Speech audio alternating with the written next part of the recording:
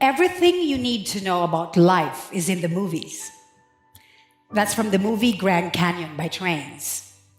As life has its beauty and it has to be cherished, American Beauty, the movie, captured it so beautifully at its core, despite the frailty of life. I didn't want you to enjoy the film. Instead, I want you to look closely at your very own soul. That's Sam Peckinpah, Hollywood director and screenwriter. Movies, though invented for over 100 years ago, yet one of the most popular art form, where ideas become sound bites. The power of film.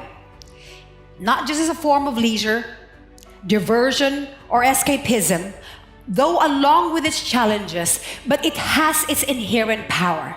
And that power is to tap to our imagination. Thus, the power of film can change lives, communicate truths, redeem and reveal about our existence and our shared human experience. Undoubtedly, film remains to be the 21st century storytelling medium, interpreting for us what reality is. Cinema has become the significant contemporary language in need of our understanding and explanation. It is but fitting, if not urging, for us here at the Women's Forum to provide a forum on film and the arts. Today, in our effort to engage the culture of our times, the cultural moment of our times, let us enter and have a dialogue in a conversation on film and art, exploring the big questions in life and faith on film and canvas.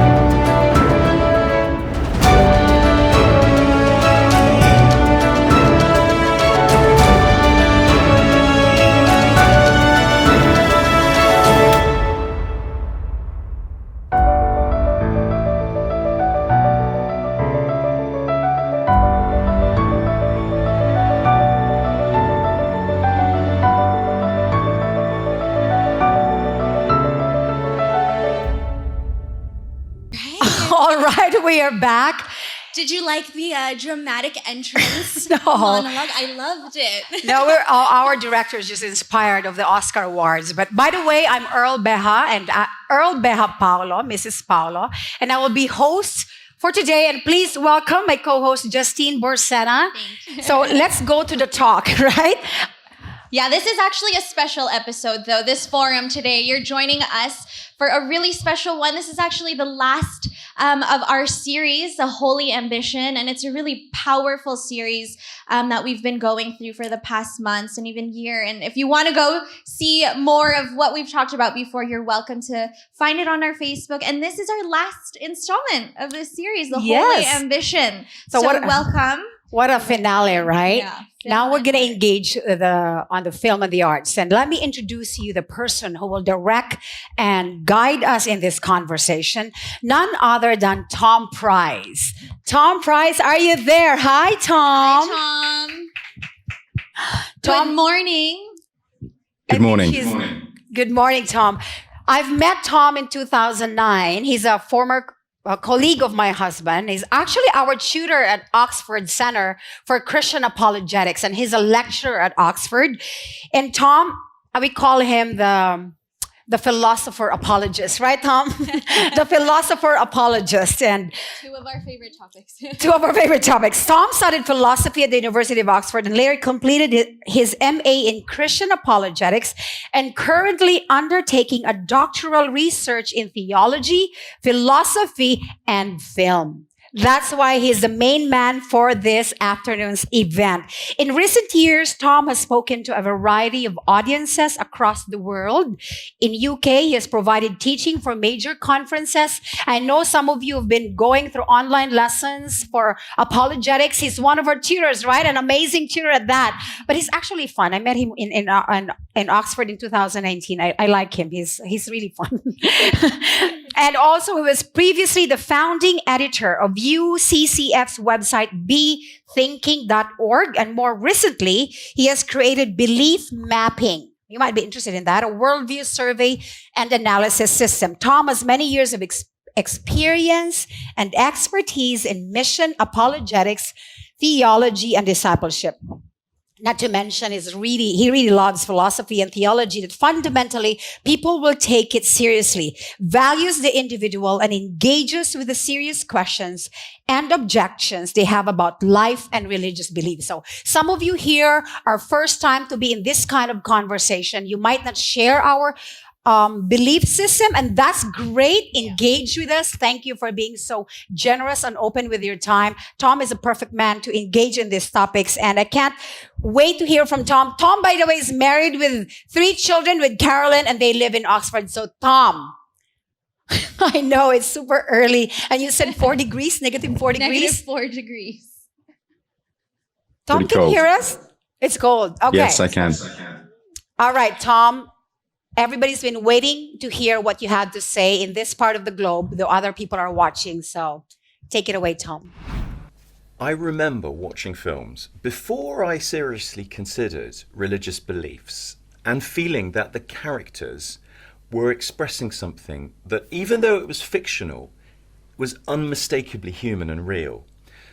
So when I saw sacrifice, bravery, friendship, compassion, justice, and truth, I thought that that was real in some way.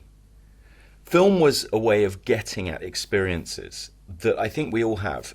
I might have struggled to express myself sometimes, but I could say, do you remember what happened to that character in that film? And equally, I found that film was actually willing to look at the problems in our world and human nature with both a kind of nuance and some realism. In films, I saw the way that humans make decisions for good or bad reasons, and sometimes both at the same time. Human nature was shown as dark, disturbing, destructive, vengeful and uncaring, and glorious, kind, selfless, self-aware. Film for me was a way of thinking about the world, a way of interrogating and questioning and reflecting upon and seeing reality. And this was a way of thinking about myself too and helping myself with my own questions. Music for me worked in a similar way. I sometimes didn't know what I was experiencing, something like grief or longing to be loved perhaps, until I heard it clearly articulated in the words of a song or a film or a poem. Perhaps that's why I like films where the musical score, the narrative and the cinematography all become quite poetic themselves. Now, like many of you, I've also enjoyed the way that streaming and long-form series, box sets, have given us other ways to view. I watched as violence and hope and human nature were discussed through films and shows like The Squid Game and The Hunger Games. I saw Jack Bauer in 24 do terrible things to people to try to save everybody, as the ethical theory of utilitarianism was examined through his story.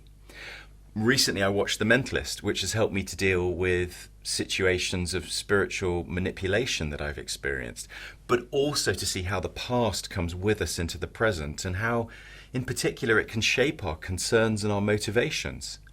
I also find art really meaningful too. Although I'm a total beginner in my knowledge of it, I once went to see the ceiling of the Sistine Chapel in Rome, and I was captivated by Michelangelo's ability to represent a story of the relationship between God and human beings upside down on the ceiling. Conceptual art fascinates me as well. I'm very interested by Damien Hirst and Anthony Gormley. Gormley has a new work called Body Field, and the show places humanity in a grid of rapid urbanization and technology. our cyber communications, and our dangerous separation from the elemental and our collective conditions of narcissism and self-observation. It poses huge questions, and at the center of it all is the question, what is a human being now? So cinema, the arts, literature, poetry, and music give us windows to look back at ourselves and our world through. They also contain messages which, if left unidentified and unchallenged, can subtly shift our viewpoints, but when recognized and considered carefully, can deepen our understanding of reality. One filmmaker, Werner Herzog, says, "I think that cinema can express our collective dreams," and that's probably the real significance of it. So the films that I love are films which deal with quite serious and important ideas, where I feel that I can empathize and understand the characters on the screen. And given the right combinations of story, acting, music, and direction, we can find ourselves either looking out of the window, bored, or blubbing like big babies on the sofa. Another screenwriter says, "I didn't want you to enjoy the film. I wanted you to look very closely at your own soul." That's Sam Peckinpah. I'm keen to get you looking and thinking beyond the entertainment factor, to interact with the deeper themes, ideas, and story that film offers. I wonder what your favourite films are, and why they are your favourite films. Why do you like a particular genre of film, do you think? So the first thing here is that I want to say that films contain an invitation to think more deeply about the world. They are able to dig up the compacted soil of our worldviews and lenses and give us a less confrontational and more third-person way of coming back at things. This can be very helpful because the really interesting questions in life are hard to see and hard to get at. Where is hope? What can we know? Who are we? What is the nature of reality? What should we do? We're so close up to these things, so immersed in them, it's so hard to see them. The second thing I want to say is that films and genre of films are about things. Yes, we are seeing and interpreting someone else's interpretation of something, or a whole load of people's interpretation and work showing something. But films are about things, and we can be more concrete in thinking and saying so. As an example, I think that romantic comedy or romantic films from Hollywood, Bollywood, or Manila are about romantic love. Love lost, love found. They're about the search for romantic love and the loss of that love. Other films are about questions like, can we know the truth? Can we get at the facts? Can we overcome human attempts to obscure or hide reality and the truth? This is the domain of detective fiction, like Lie to Me or Vantage Point. But why is detective fiction so popular as a genre of fiction? What makes it so interesting and appealing? How does detective fiction speak to the human heart? What does our interest in detective fiction, in things like Sherlock and Luther and House and Morse and CSI, what does this tell us about ourselves? P.D. James, who wrote many detective fiction stories, once wrote that what the detective story is about is not murder, but the restoration of order. The Martian is a film that asks, how do we get ourselves out of this mess that we've got ourselves into? Without spoiling it, the answer the film gives is that you've got to science your way out of it. And then there are films which raise ethical questions. What's the right thing to do? And in a world of complicated ethical choices, what should we do? What choices should we make? Series like 24, House, Dexter, or films like Taken and Juno all discuss these sorts of ethical dilemmas. And then there are films which are about human nature, like Before the Devil Knows That You're Dead, or Paul Thomas Anderson's There Will Be Blood. These questions are big questions. They're questions like, what is it worth living for? What can we hope for? And films like The Grey, Collateral, Garden State, Into the Wild, the Batman trilogy, Christopher Nolan's trilogy, The Dark Knight Rises, and Batman Begins, all get at these questions of what should we do and where can we find our hope? Is it in the hero or is it in something else? And then there are films which get at what's coming next. What will the future be like? The idea of transhumanism in films such as Transcendence, Altered Carbon, Blade Runner, Lucy, Elysium. So films are about real questions and real topics. Expect it, identify it, and describe it. And you can read thoughtful reviews to help you. But if you can see it, name it, and then we can talk about it. This step helps us move from being consumers of art to growing through our engagement with art, to being just passive passengers to engaged responders. So we've responded to the invitation of the film to reflect, and we've started to engage. But what framework will we use to engage through? How should we react? What is our strategy? One approach to all this was the route that the Pharisees took in the ancient world. Avoid the world, circle the wagons, keep yourselves clean, don't let yourselves become tainted or dirtied. Another approach on the opposite end of the spectrum is where we just consume culture like a kind of cultural gluttony, watching anything on TV or the internet, simply treating everything as entertainment with boundaries that are indistinguishable from our peers. We tell the same jokes, we react in the same ways to stories on the news. In the early church, there was a character called Demas who was described by Paul as becoming too worldly to be of much use to the church anymore. He'd become culturally compromised. Is there a choice here between avoidance on the part of the Pharisees or assimilation, such as Demas? Now, it can get to a point where avoidance is the only real choice, but we're not at that point by quite a long way yet. The Apostle Paul gives us a third strategy. He recognizes the danger of culture, but he's entirely comfortable with affirming the truths and realities of culture. In Acts chapter 17, one of the stories of the early church, as he preaches the gospel of Jesus Christ risen from the dead, he also speaks positively about two Greek thinkers, Epimenides and Aratus. He even quotes them as he proclaims the gospel hope through that common starting point of the altar to the unknown God. Paul is building bridges to where they are. Notice also that Paul strikes an intelligent balance, maintaining his holiness, not becoming compromised, while at the same time affirming the truth. He's affirming some of it and rejecting some of it as well. He affirms some right insights, honest realities in the world and culture. He's also been living amongst them, and he's been carefully observing and studying their thinking, customs, and traditions. So although the phrase that sometimes Christians might use, live in the world but not of the world, is actually never found in Scripture. It's right there in Paul's approach. We can also read it in 1 Peter 2.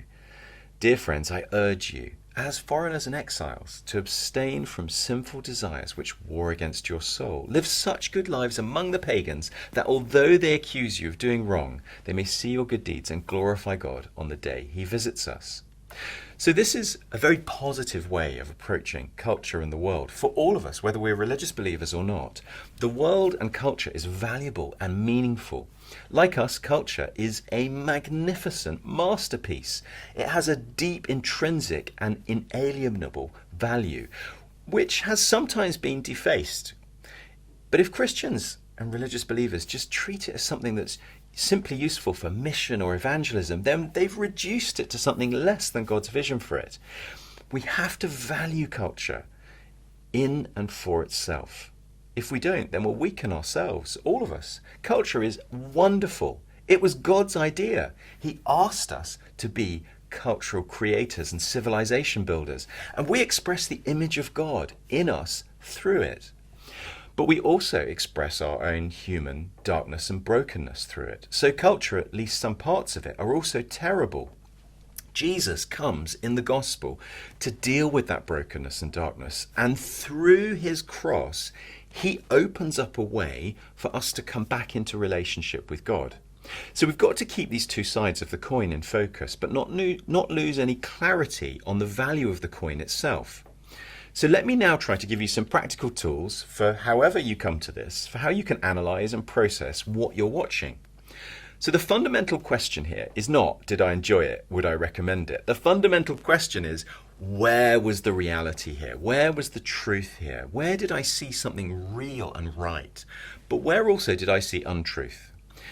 Here are some principles for taking this a bit further as you engage with film and art. Let the art speak on its own terms. Let the film say what it wants to say. Let it be about what it's about. Don't shoehorn it into something else. Let it really communicate its questions. And then ask questions of it. Ask questions about your interpretation of it, what it's getting at, what it's saying, and talk about that with other people.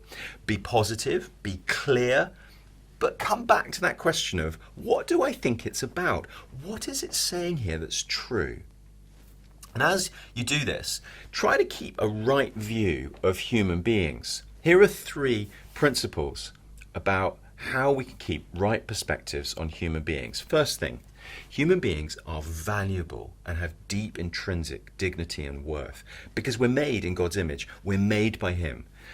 That's where we start from. Secondly, we're also rebels against God. All of us are turning our back on God and have turned our back on God. But we still long for God. That's another factor here. So we are made in God's image, but we're rebellious against God, but we still long for God. And we'll see signs of those things in our art. So as you think of film, going deeper, think in terms of the characters, the story, the themes, and the questions. Take characters. For example, the character of the hero. Let's think briefly about superheroes. What do we see when we think of a hero or a superhero? The first kind of superhero that we see are superheroes from another world, another dimension. Like gods become kind of among humans. Superman or Thor are good examples of this, and maybe the Green Lantern as well, where his power comes from beyond. These are characters or heroes from above. They are not actually human, they're aliens. And then the other type of heroes or superheroes that we see are characters where they're primarily human, just with something else added. Superhero characters from below would be characters like Hulk, Spider-Man or Iron Man.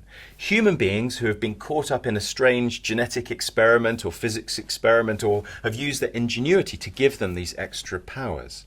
And so we have these 2 heroes, these 2 sides to the hero. As Mark Menell has pointed out, heroes from above and heroes from below. But is this an echo of another hero who was both human and from another world? Are we searching for the true hero and finding the echo of his reality in our imagination and in our stories? Think about Jesus. Now, although his father doesn't cease to exist like Superman does when he comes from Krypton to Earth, when the son carries on living, actually, I can hear echoes of some of the same verses in the Bible when we watch those opening scenes of Superman. As soon as Jesus was baptized, he went up out of the water, and at that moment heaven was opened, and he saw the Spirit of God descending like a dove and alighting on him. And a voice from heaven said to Jesus, "This is my son, whom I love. With him I'm well pleased."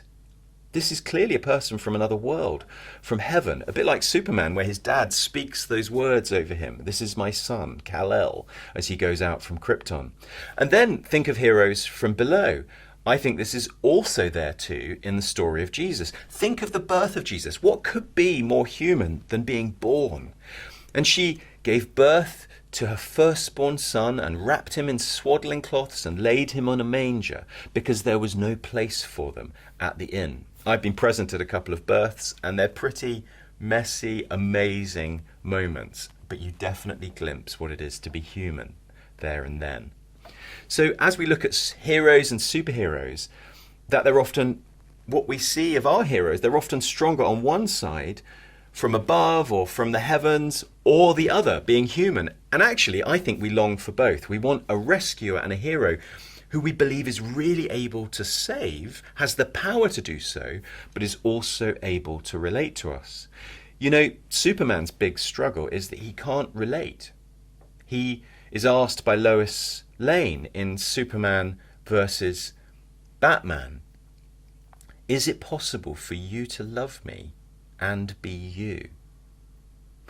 Another aspect of film that we could push more deeply into is story. Now, usually stories have certain stages that they work through. There's first of all the exposition, the orientation, and this sets the scene, introducing and developing the characters and places. Clues are set in place for later complications and eventual resolutions, and then some complication comes in the way. Unexpected events, evil forces, or people conspire to thwart the aims of the main characters. Then things come to a decisive point, a moment, a time, or a particular confrontation, and a solution is glimpsed and initiated, or lost. And then we work through to the resolution, and the characters then respond and ratify the solution to that complicating confrontation.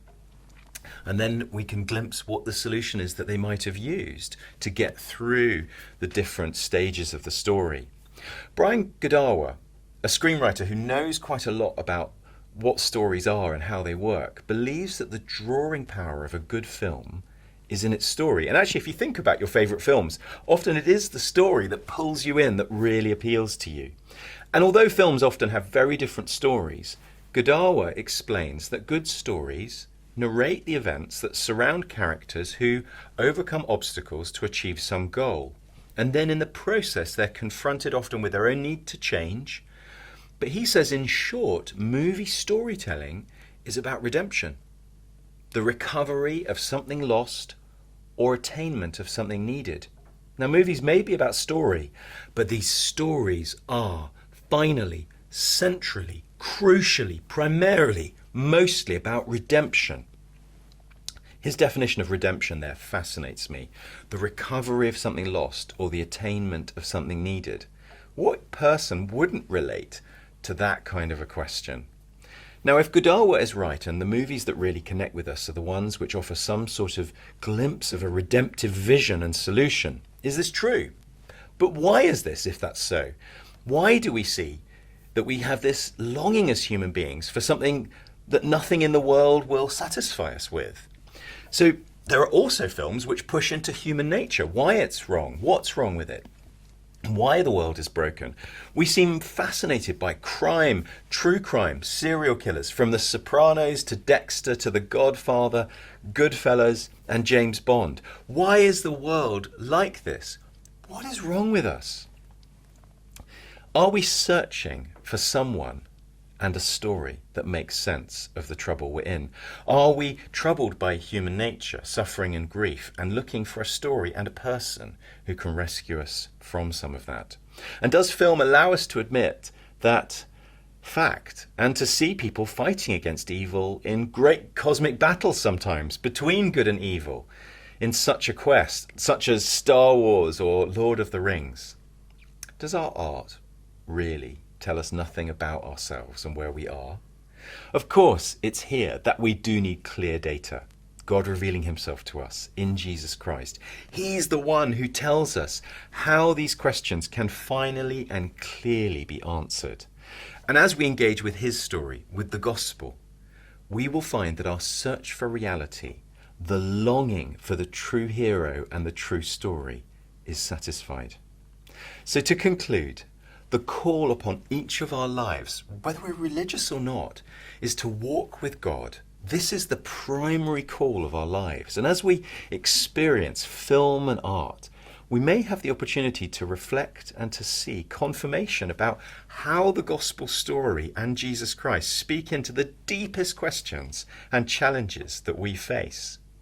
And when I followed these questions through, for me personally, it led me to trust in Jesus as a philosophy undergraduate. My hope is that you would also consider him for yourself as your director and friend. I felt like I was watching a movie. Didn't you feel that experience? Well done, Tom. Can we have so Tom much, back? Tom.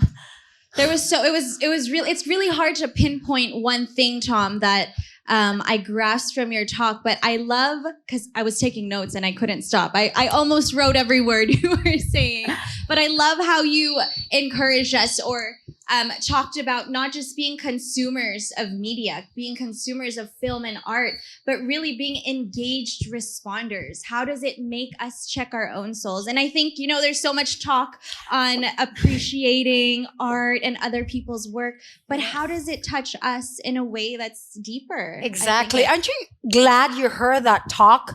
So 22 powerful. minutes and it's packed. Tom, you've covered a lot of grounds and I can't wait to unpack that and flesh it out. Yes. There's a lot of people texting actually already. Like, here's a question. Like, okay. I'm sure. But before we go to you, Tom, it's our opportunity to welcome our panelists. Yeah, so we're actually going to have a Q&A. It's time for a Q&A. By the way, I know it's really cold in here, so our Q&A panelist is also freezing, but let's give him a warm welcome then. But our panelist for today is, of course, you guys know Judah Paolo. He's a good friend of my own. He is actually, and used to be, a former TV personality, hashtag Haka Haka, is that right? What's Haka Haka? It's a Hata Hata. Oh, that's right. It's a Coca-Cola commercial. A Coca-Cola commercial. That Yeah, it put was him a in the small map. brand, Coca-Cola. Have you heard of it? That's false humility, by the way. So he was a former TV personality, but he now serves at CCF Maine in Pasig City as a preacher and a teacher of God's word. And he is a spoken word artist and film enthusiast. He's really good, by the way. If you haven't heard his work, where can we hear your spoken word work? Maybe tonight, maybe after. Yeah. Right? He's also the project head for Think Discipleship, and that's an apologetics program with the aim of teaching disciples to think for the Great Commission. He's the co-founder of Lead Out Coaching and Consultancy, alongside with Earl, of course. And Judah is Filipino-born, represent. His roots are here in the Pinas. And he grew up, though, since 6 years old, right, in the States. Yeah. Wow, you know my bio. What's Yeah, going on? You we're writing good a book? friends. And he moved here in his 20s. Wow. And now he's here and he's doing ministry, and he is, as you know, a father of their beautiful 3 children. And welcome, giving you a warm welcome, Judah. Thank you for being our panelist for today. Justine. Welcome, Judah. Earl. I'd like to introduce you. Yeah. By the way, when Hey, I don't Tom. see my husband, Tom, he's watching movie with his friend here. So, okay. Welcome, Judah. And Thank you for having me. yes. Okay. Let's go to the question first. Tom, I want to start fleshing out some key ideas that you actually mentioned in your talk. And I really, really enjoy it, or I love it. We are culture creators and civilization builders. I love that. Now, the first question, Tom, that to kick us off with is you mentioned that film is a way of seeing the world and knowing ourselves. Why did you say that? And how is that? How is that clearly begotten or palpable? Like, how can I know the world through films? How can I know myself through films? Can you kick us off with that, Tom? Absolutely. Thank you. I should mention, actually, I don't teach at Oxford and I don't have a degree from Oxford as well. Sorry to disappoint you, but hopefully what I say will still be of value. But Sorry, yeah. my bad. So Tom, the way, my bad. so that's an example of seeing yourself described and then being able to sort of reference it and being able to sort of negotiate with it. So what happens when we watch is that we see human beings or we see situations that we might be familiar with or we might relate to. And as that happens, we almost put ourselves in the place of one of the characters, or we identify with the struggle of the character.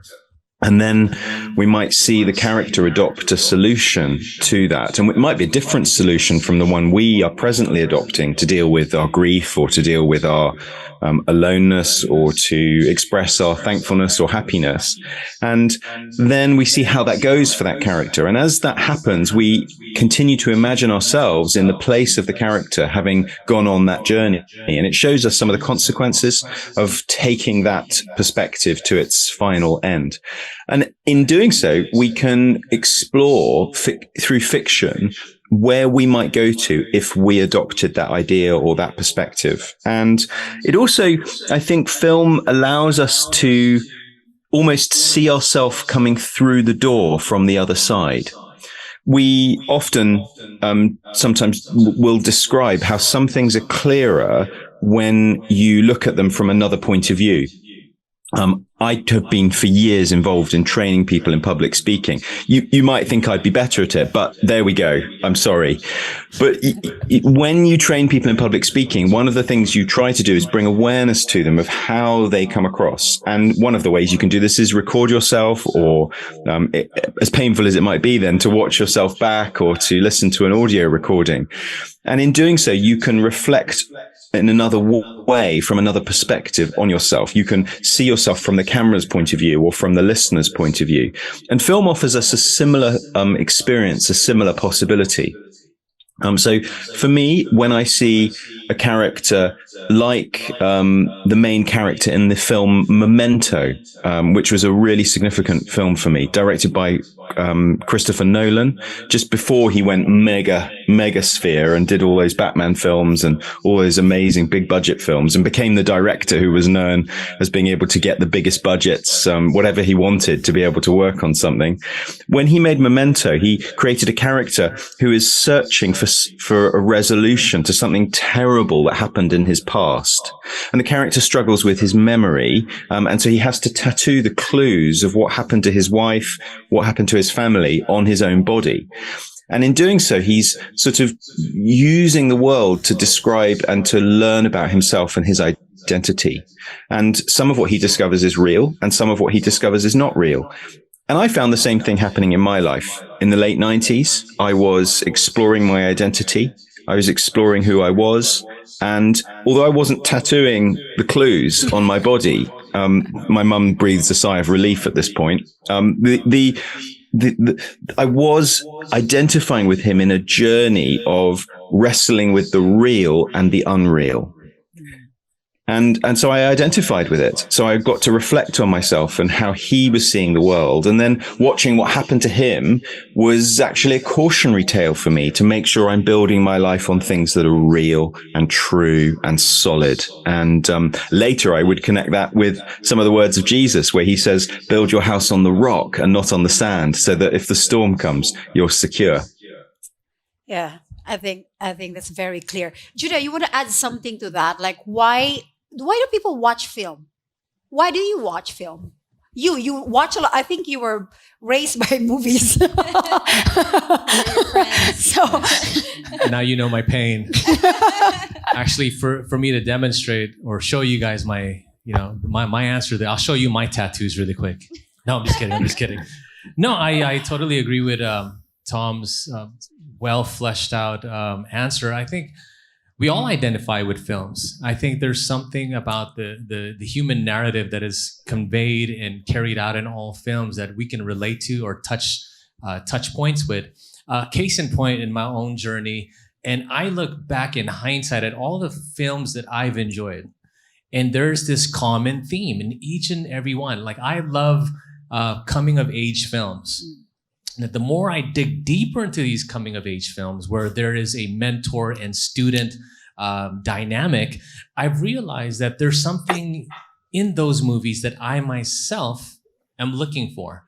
Now I dig deeper into that by asking what part of me, where is that missing in me? It's due to the fact that I came from a broken family. It came from the fact that I was somehow fathered and mentored by the streets and not a father figure. So even to this moment, I love films where there's the father figure mentoring the child, because I am still a child looking for a father's voice. For instance, one of my favorite movies is Man of Steel. I know, hit or miss. I mean, some of you guys are old school Superman fans, but Man of Steel, when they came around with it with Henry Cavill, and you saw portrayed in there two father figures. Of course, the father figure of Russell Crowe, and also the secondary parent of Clark Kent here on Earth, which was played by Kevin Costner. Now, what do you see in those two elements? You see one strong father figure, authoritative, almost godlike. And then second, you see this tender-hearted, humble father, willing to sacrifice all for his son, in which he did. Now I look at that, I'm like, that's something that was missing in me. Now, what is the parallelism and the power in that?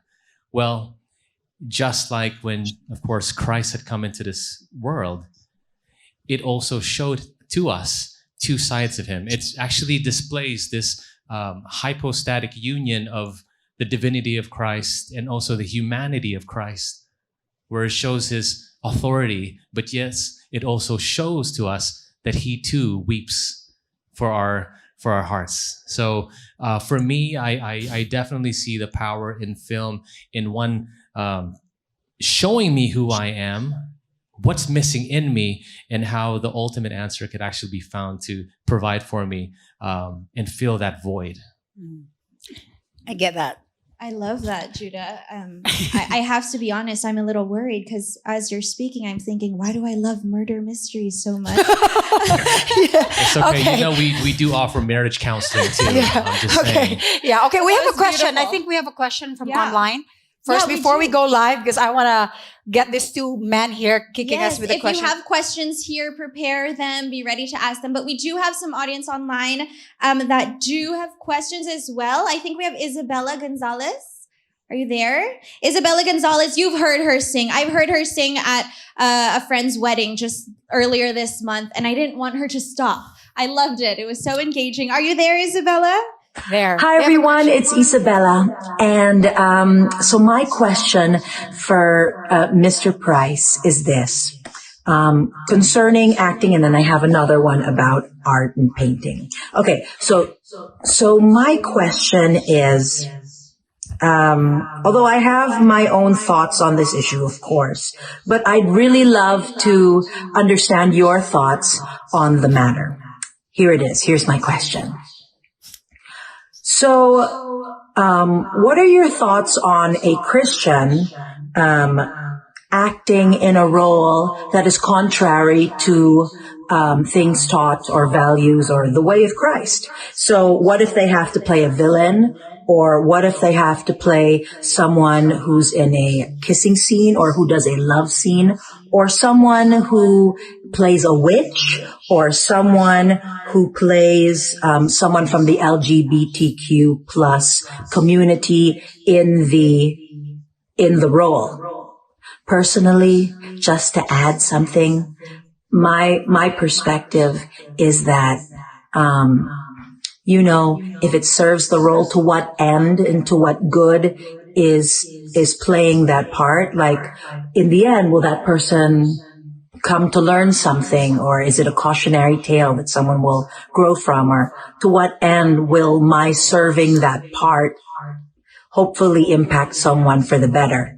And my whole thing is like, I treat it like alcohol or an addiction. Like, maybe if I'm playing the role, it's nothing to me, and it won't lead me down a path that is detrimental to my spiritual growth, or and playing that role, if I am chosen for that part, maybe it'll be good and I'll learn something from it or something, and it will lead me closer to the Lord. But if it leads me further away from the Lord and I can tell, I'm going to be tempted towards doing something or whatever, maybe I should stay away from that role. But then you never know until you actually do it. But you kind of do, don't you? Deep inside. So anyway, those are some of my thoughts. It's very generalized, but what are your thoughts on it, Mr. Price? Please do let us know. Thank you so much.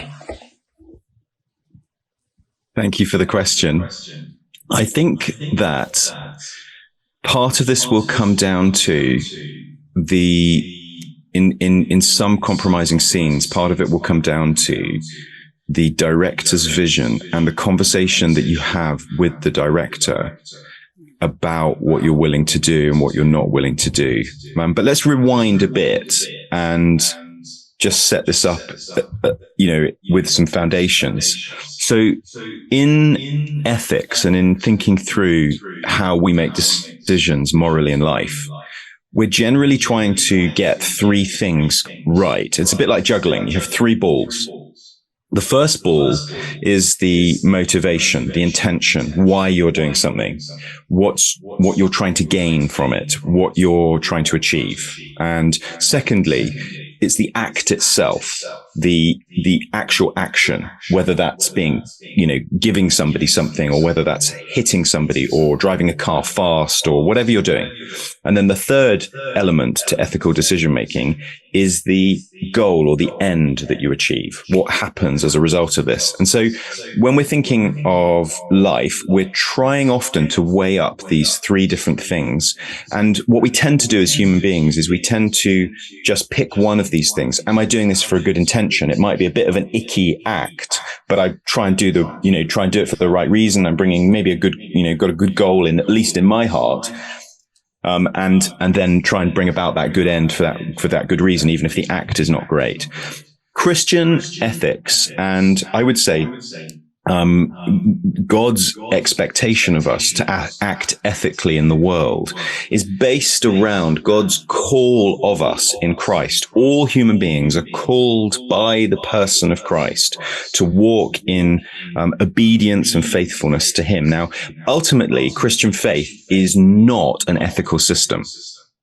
Let me say that again, just to be completely clear, because it's a big misunderstanding. Christian faith is not an ethical system of getting better and better and better, of improving ourselves, of achieving more excellence, of achieving more success. Christian faith is not that. Christian faith, in fact, is the opposite. It's saying, I cannot do that. I need you, God. I can't do this game. I won't be able to achieve your standard. I can achieve a standard that the world might be pleased with, but ultimately in front of a holy God, I can't do it all. And so Christian faith is about a confession of humility where we say, I can't get to that point. So when the call of Christ comes to each of our lives, it's not to pick one area, intentions or the act or the end, but it's to pick all three and to be faithful in all three as an expression of the forgiveness that God has given us in Christ. It's not that we're doing those right things in order to get rightness with God or with Christ, because that's the free gift of God's forgiveness in Christ.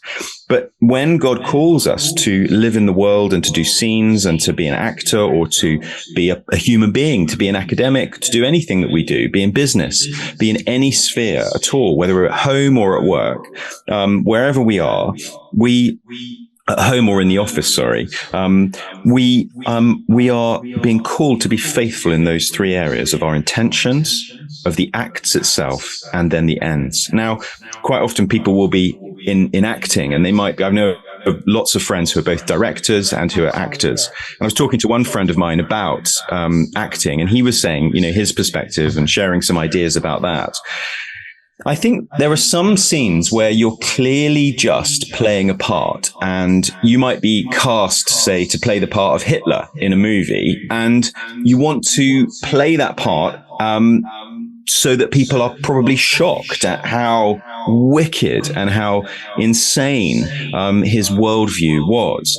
And I think that kind of thing, as long as you're not enjoying that, as long as you're not enjoying the evil of it itself, if you're enjoying the art of it, that's fine. But I think if you're playing a baddie or if you're playing a role and there's some swearing involved with that, or in order to play that part, I think within certain boundaries, then I think that's kind of okay. But I think that's an issue of Christian conscience. That's an issue of your conversation with your spouse. That's an issue of your Christian community. And it will depend on a case by case. What exactly is the director asking you to do? What exactly is the scene asking you to do? And you can be clear about that up front.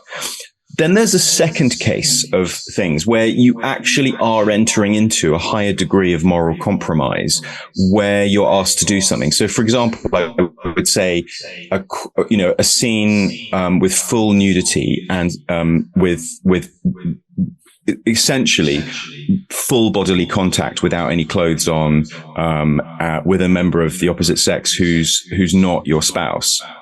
And I would say that is a different category to playing a baddie in a film, because it does involve, even if for you in that moment, it's not at all sexy and it's just a really sort of quite horrible experience. A friend of mine was telling me about a sex scene that he did where he had to serenade somebody sitting on a horse, and it was -5 degrees. And he was completely naked, and he just had a sort of loincloth on, and somebody chucked a cold bucket of water over him after he'd serenaded the person at the window. He said the thing that was furthest from his mind that was that it was sexy. He just didn't think that was sexy at all. But even if that's the case, the scene might be sexy for other people in a way, or it might be that it actually bodily leads you into compromise, even if you can disassociate from that. There's one actor who's quite an interesting case study in this, because sometimes the worry can be that it will stop you getting work. But there's an actor called Neil McDonough, and he's a very strong Catholic, and he's taken a very strong view on this. He says he will not kiss another person on screen because he feels that would be disrespectful to his wife and would dishonor God. Now, I think that's between him and his wife. It's about his own faith decision. But he was originally cast as a male lead in a TV series called Scoundrels. But because of his refusal to do intimate scenes, he was fired and then replaced with somebody else. It was quite a high profile case. However, it has not affected his career too much. He's now 56 years old. He's done 134 films since 1990, since that happened. So I think that there are some sort of things we need to keep in play here. But the primary thing is what is the call of God on me? And how do I live that out in a way that is honoring? I think we have to remember that God doesn't need me to do the activity I'm doing.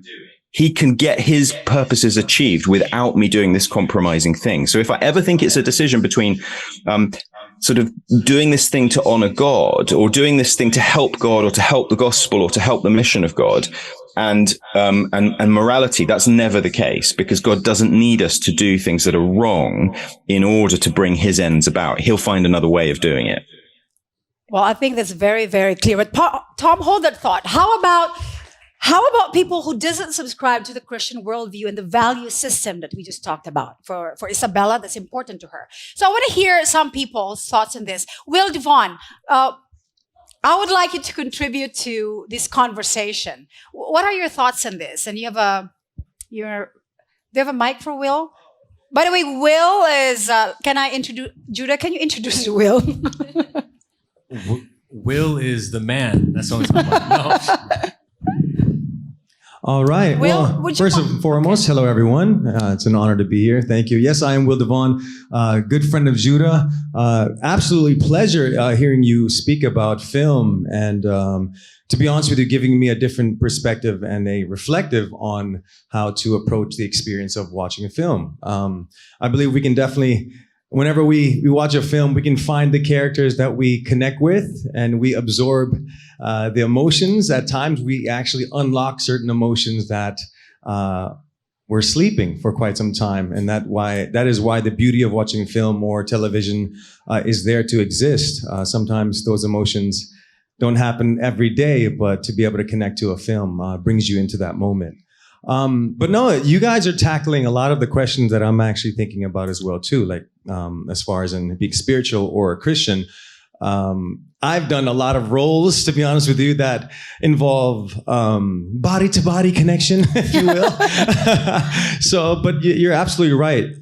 If you are in those situations, it's how you engage and how you walk away, if you will, from that scene afterwards. And a lot of people, to be honest with you, may not be able to handle that. Yeah. And that's also a situation that is up to you. But again, I just want to say thank you for giving your insights. If you were to give the people one specific movie that intellectually actually rattled you somewhat and rattled your mind in a certain way, what film would that be? And what did you take away from that film that was a beautiful experience, but that was challenging to watch for you, if that makes sense? Thanks, Will. Thank you. And Judah, you should answer that also after Tom. I'd like to hear Judah's answer first. Wow. I feel like I've talked a lot. I'd love to hear from Judah. Yeah. Okay. Brokeback Mountain. I'm still rattled. Sorry, guys. And turn off his mic, please. Turn off his mic. Well, we watched that together. No, I'm just kidding. No. Part 2 coming up. Okay. Back. But I think one of the movies that rattle you, or rattled me, sorry, but that can rattle you, is one of those movies that really asks the question, what would I do if I was in the same place? And, earlier we had a podcast with April and Japs, which you can watch later on when you look for it. A little plug right there. But, one of the movies that we had mentioned was The Pursuit of Happiness with Will Smith. And just how that movie was a movie of grit and just hardship. Yeah. And at the end of it, by being able to provide a solution to his specific problem and dilemma in that movie, there was a sense of success and a particular happiness was achieved and attained. I think it's that question of what would I do in a movie? What would I do if I was in that movie myself, or in that particular down and out situation? I think those are the types of movies that really hit me, because it pushes me there. Like, wait, what would I do if I was in the exact same place? And that's why I love how movies can just bring you and invite you to in certain storylines which you would have never fathomed or entertained, but yet it invites you into those stories which can really provide for you questions that would provide answers to your own questions that would provide value to your own experience of it. So for me, it's those types of movies. Yeah. What would you do? Me. Yeah, what would you do if 3 of our children, you're going to be carrying 3 of our children? Wants to know. Yeah. I know Right? Earl wants to know, like, okay, we're about to get into this anyway. That's another thing. All right, Tom, I want to hear from you because there's a lot of people asking questions. I want to cover a lot of questions, right? Yeah.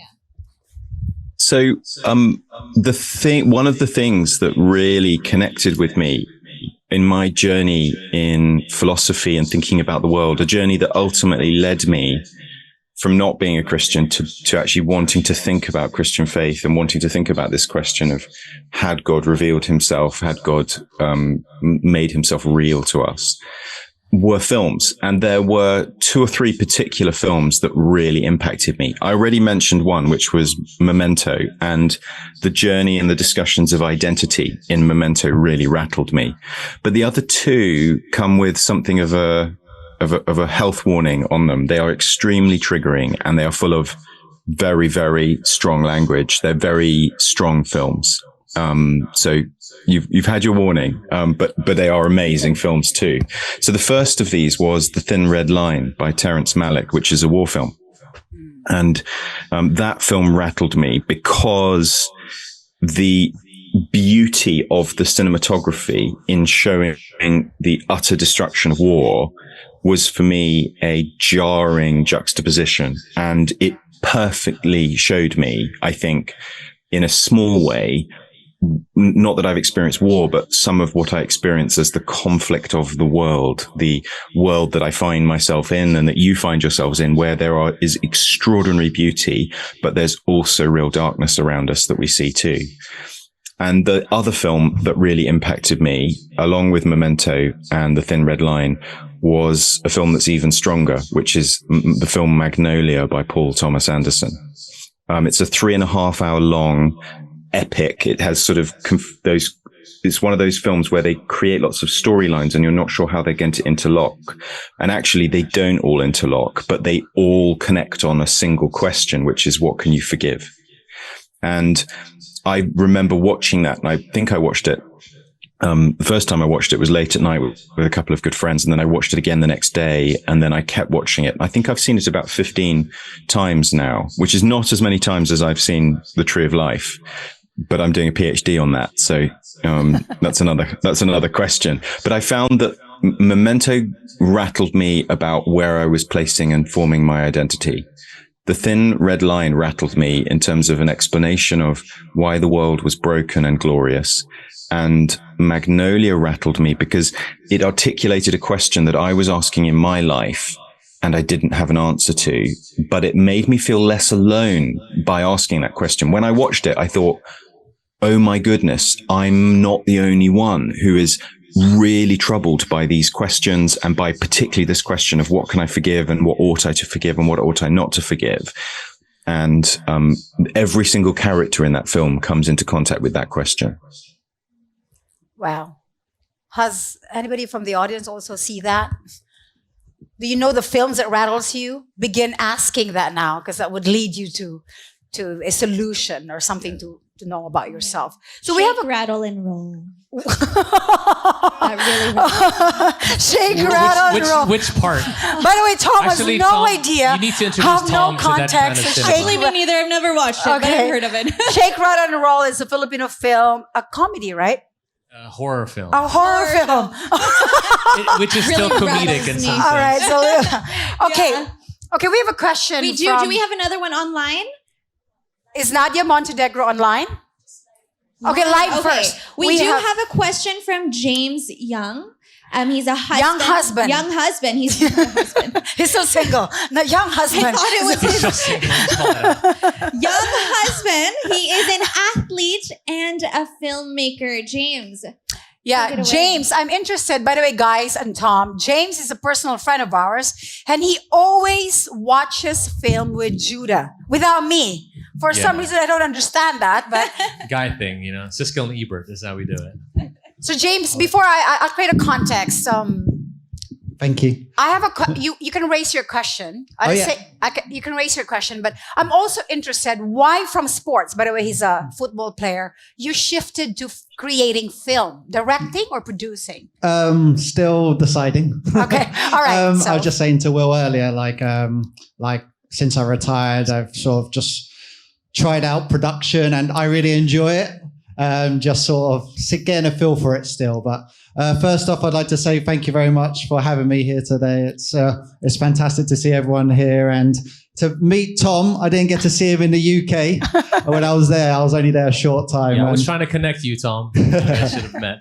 But it's great to be with fellow film enthusiasts and discuss why we watch films. And yeah, for me personally, it's always we all have questions, as Tom said, and we always feel a movie hits us when we have answers to those questions. And so my question is to everyone on stage and Tom, with movies the way they are, what do you believe is the future of cinema? And you personally, what would you actually like to see more films of, and what messages and stories would you like to see personally? Especially with, being honest, superhero movies dominating the box office and studios like, let's make more superhero movies. And it's very hard for other stories besides superhero movies to get out there and get recognized. That's Judah, Tom? Yeah, I think, I'll just take a stab at this first quickly before I hand it over to the maestro. Tom Price.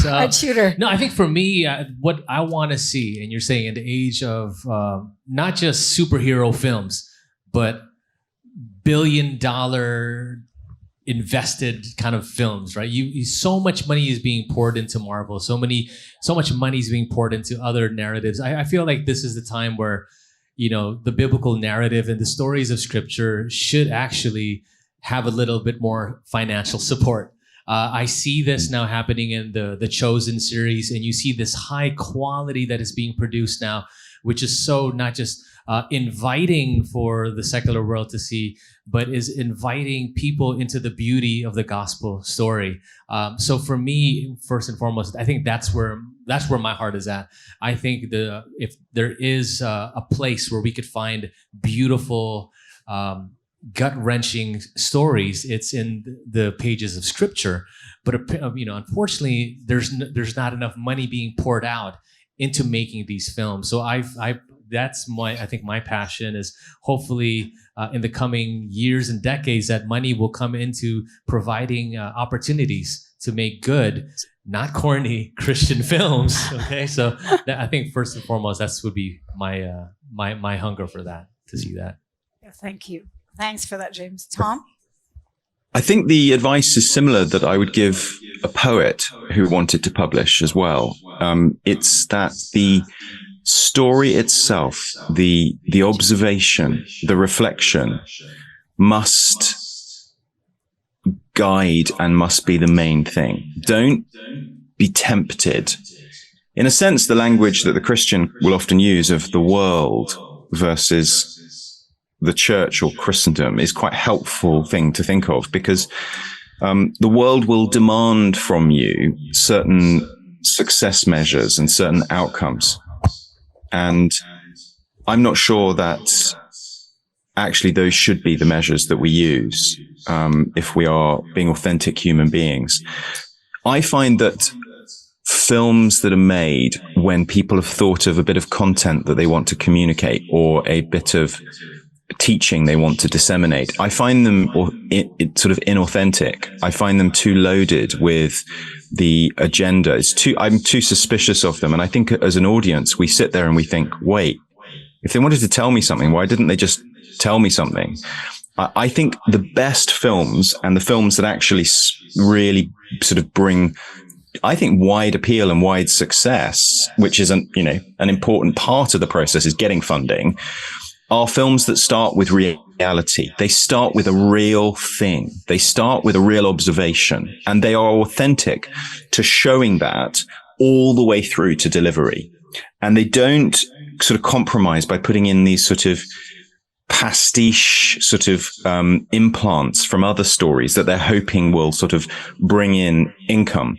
When Mel Gibson made The Passion of the Christ, everybody thought he was crazy and that he wouldn't make any money. And actually, it was quite interesting because he tried to, he sort of, I think, went the other way, becoming so sort of concerned with authenticity. He was almost thinking about making the whole thing in Aramaic or in, different sort of languages around at the time. So nobody, with no subtitles, so nobody would even understand it.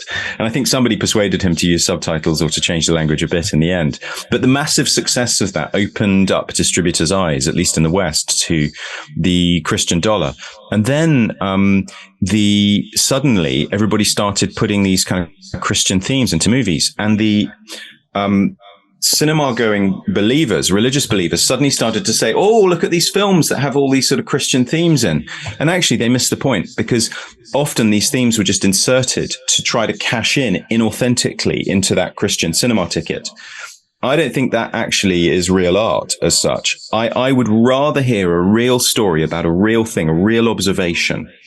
And I would rather explore that sort of thing. For me, when cinema and when filmmaking and when art puts the dollar or puts the sort of the number of people who will see it or the box office as its measure of success, I think it's become compromised and become something that actually eventually will become tired and fatigued. So I'm interested in starting with the director or the writer or the actor's relationship with reality. As they think about a subject or a story, how do they interpret that with their personality and with their gifts? And how do they express that and show that? For me, that's the authentic starting point versus the kind of more commercial way of coming at it, where I think it de-authenticates the art. Wow. Thank you for that, Tom. So there's another question. Tom, I'm going to jump right away to a question outside of film. Thank you, James, for that question. Thank you, James. Andrea, you have next. Okay. We have one from a painter herself. So we're going to shift from film to visual arts. Bridget? Hi, thank you for inviting me, Earl and Judah. So I'm a painting artist, and I love to paint God's creation. So I paint landscapes. And while I paint it, I'd like people to focus on the magnificence of the creation and feel the power of God through the paintings. My question will be about sculptures, because some artists also do sculptures of like Mary, Joseph, Jesus, and these sculptures are used sometimes for their homes or for churches, and people usually tend to sometimes adore it. And how's that to the sculpture artist? How do you think they're doing it bad that they create these figures that represent God or the family? Did you get that, Judah? Tom, for regarding creating images. So I think that we have to be really, really careful here. And there's something of a history that might inform our decision making, perhaps, human beings seem to be very tempted to worship and to commodify and to conceptualize and to reduce God to less than he really is, or less than the being of God really is. There's a reason why God says you know, in the Old Testament, you shouldn't have an image of me. You shouldn't make images of me. I think when we are representing Jesus, I think it's a little different because God himself has expressed that image and we're trying to sort of tell that story. But I think that we have to be very real to the human tendency to reduce God into that form. There's a real problem over history. The Hebrew people were challenged repeatedly by the prophets to stop doing the sort of worship of idols.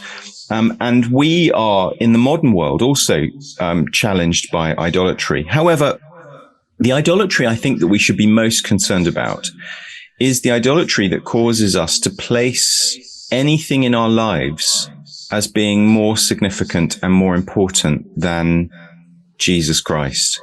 And that goes for every single human being. If you have something you're living for in your life, and if you have some goal in your life, something that you feel that you need or that you have to have, I mean, for my daughter at the moment, who's 12, if she doesn't have Wi-Fi signal, she feels slightly anxious. Now, I wouldn't go as far to say that this was an idol for her, but you get my sort of idea here that it's not actually, the problem is not primarily with making an image. The problem is what we do with that. And if I have something that I feel I need to have that thing in order to feel valuable, in order to feel successful, in order to feel that I'm righteous or virtuous, then I think you will find that those things eventually become things that you become enslaved to. Those things become hard taskmasters.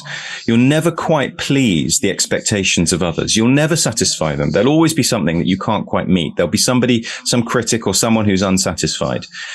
But if you live for the praise and the excitement of that relationship, that primary relationship with God, you'll be able to put those worldly measures of success, which have their value. They're not worthless, but you'll be able to have them in their right place, and they won't become idols for you where they actually take away your liberty. Because if your goal is to have that success in that certain way, and that's not sort of related to your relationship with God, then you're going to be experiencing a certain sort of loss of liberty and a loss of your freedom if you don't meet that. Whereas if you know that God loves you, if you know that he values you, that he sees you, that he's pleased with you, then you can approach your life, you can approach using your gifts from a position of not kind of self-pleased righteousness, but a position of humbly knowing that you're right with the most important being, the most important person, the one who made all of this, who knows you intimately.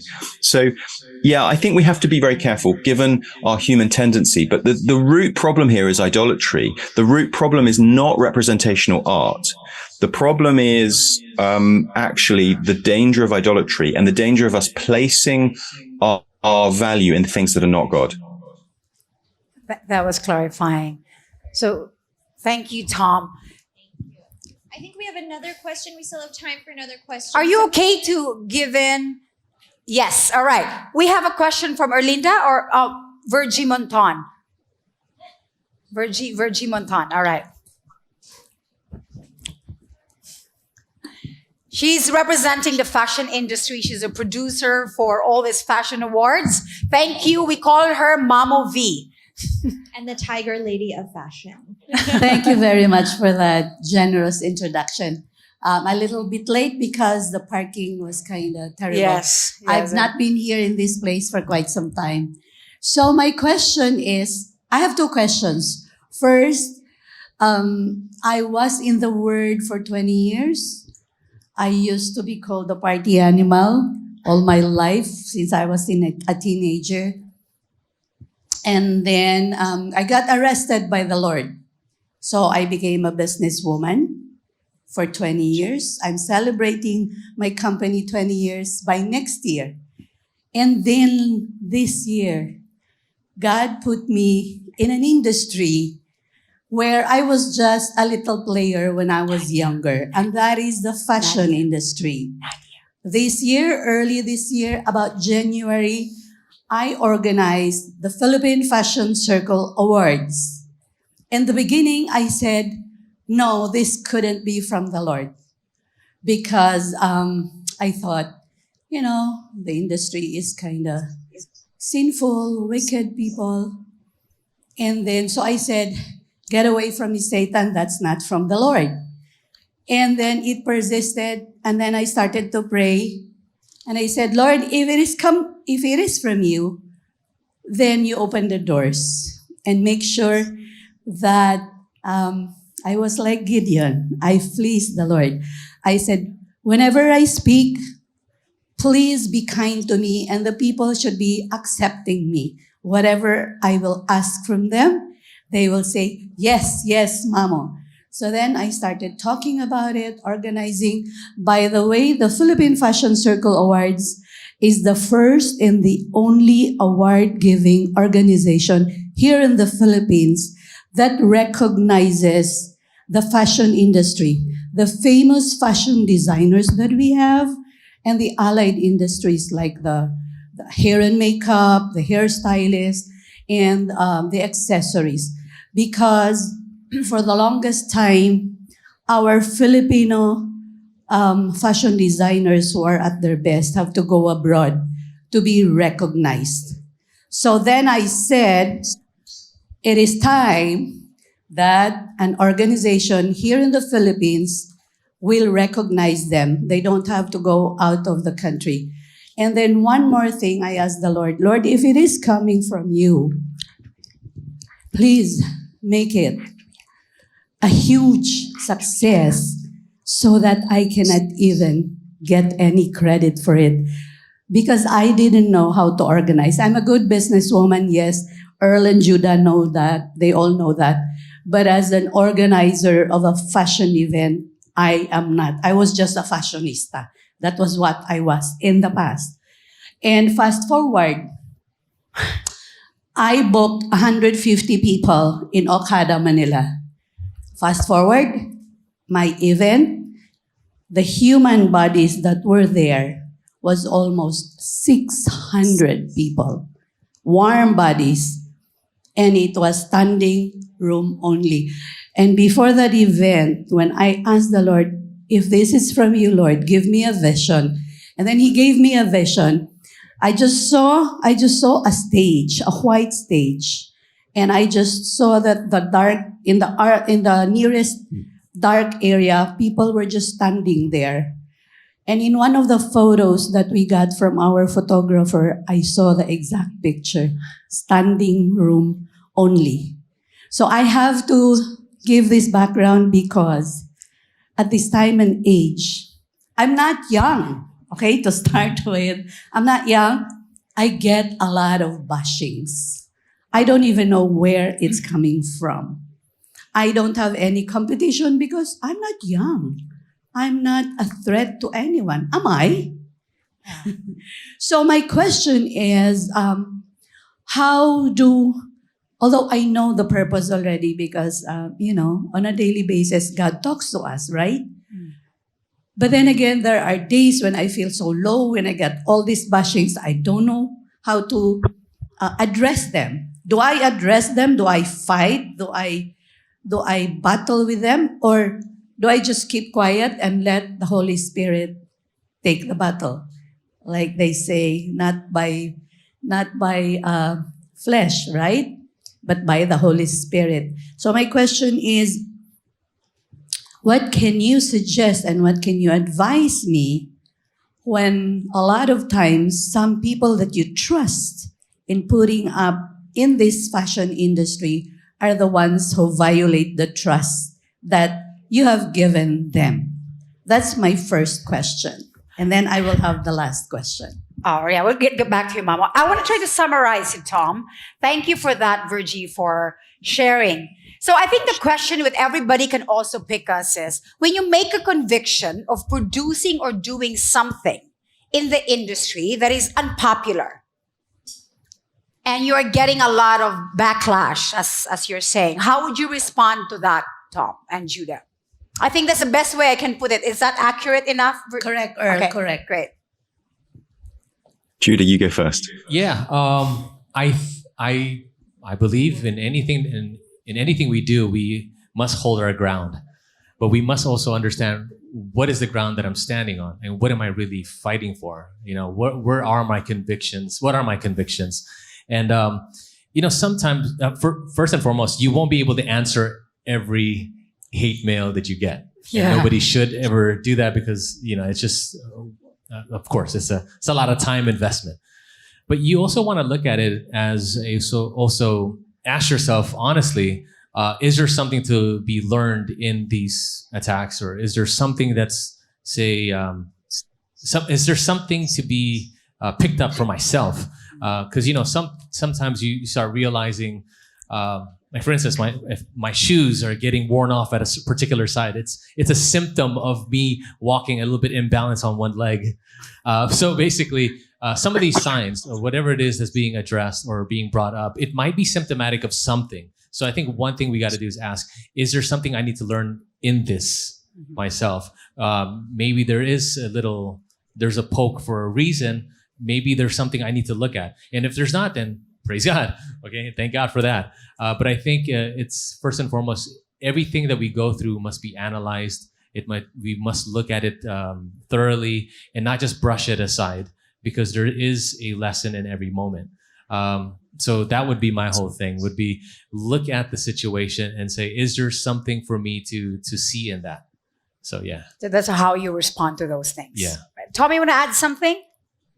Yeah, I have something of a background in this, because in a similar field, I have the opportunity to experience regular rejection. The other hat that I wear is that I'm an evangelist, and I love telling people about the good news of Jesus. Last night I was down at a university, Southampton University, and was in a room full of a couple of hundred students, and I was on a panel, and we were answering people's big questions about life and faith and science and the dinosaurs and all of that stuff.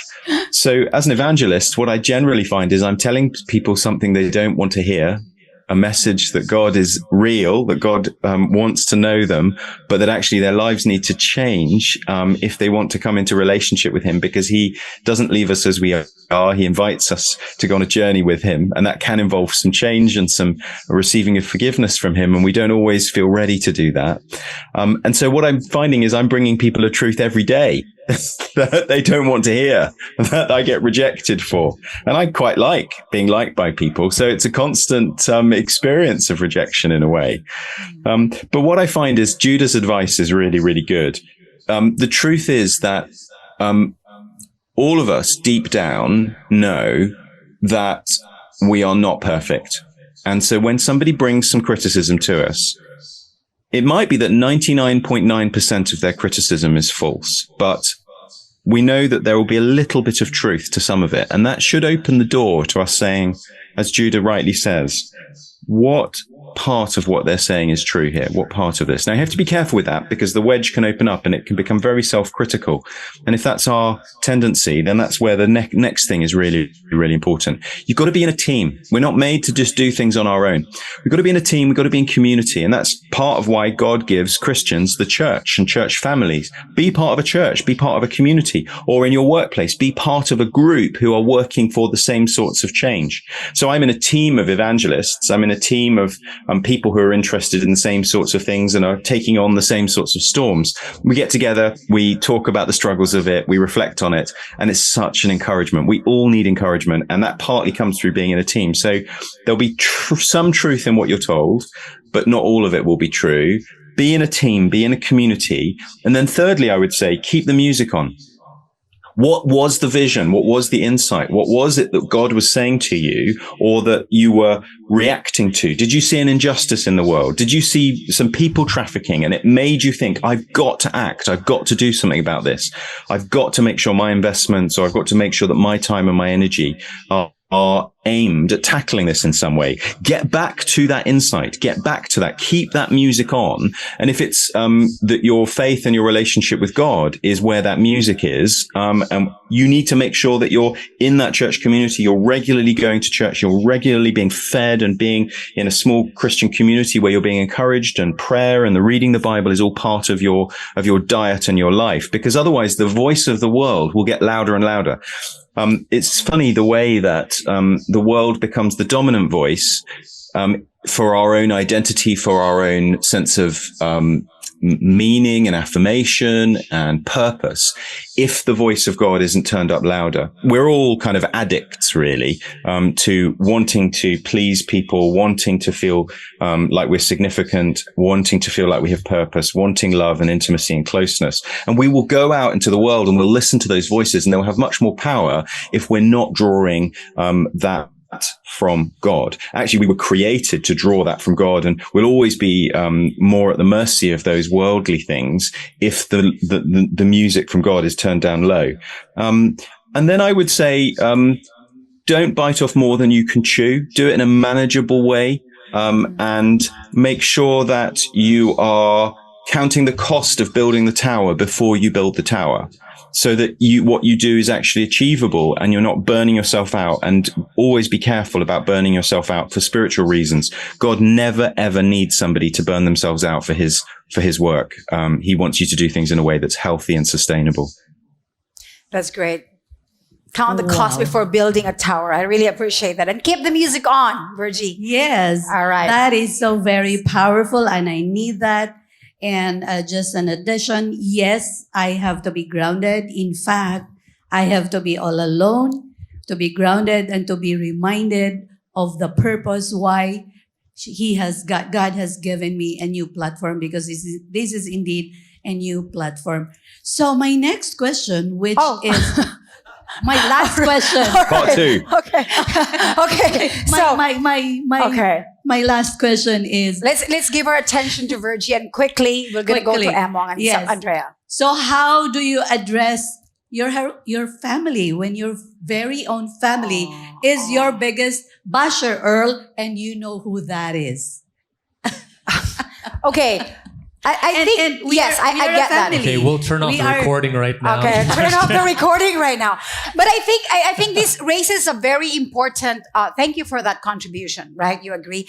I think it's the same frame, Tom, when you get bashers or disagreement because of your unpopular decision. Right. But it hurts most when it comes from family. True. So I think you just have to extend a little deeper in your pastoral care and counseling, Judah and Tom, quickly. And there's a lot of people who could actually associate with that.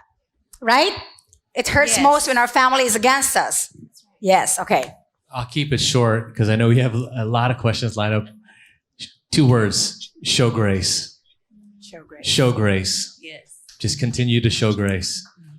Yes. Wow, 2 words got it clapped. I'll keep all my answers to two words now. All right, Tom? It hurts more the closer it is. It hurts a lot. And that can mean that we bury things and don't talk about them. Sometimes if there is the opportunity to keep the door open to trying to talk and trying in that to extend grace and to try to sort of take the humble approach, whilst at the same time calling a spade, actually maintaining a line and saying, that hurt me when you did that. If we can sometimes not bury things, but actually talk about things, and that's good if that's safe. But I understand it really hurts when it's up close, when it's family, because there's nothing that quite hurts like that.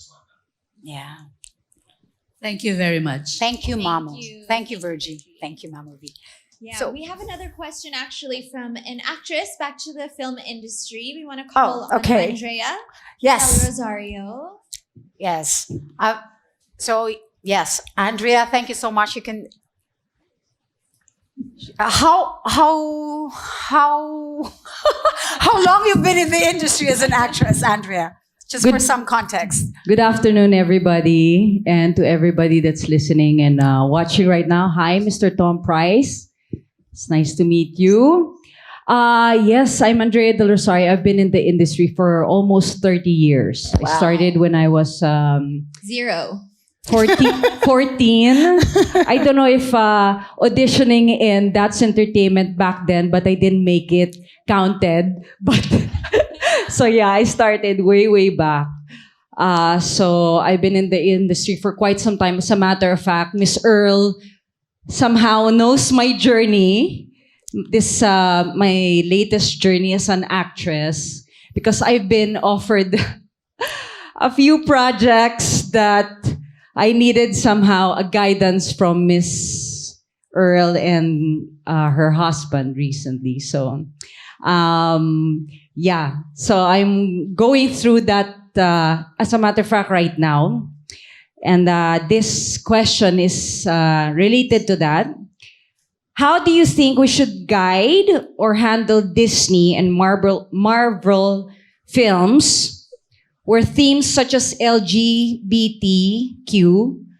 love wins, feminism, inclusivity, equality are almost normalized or mandatory?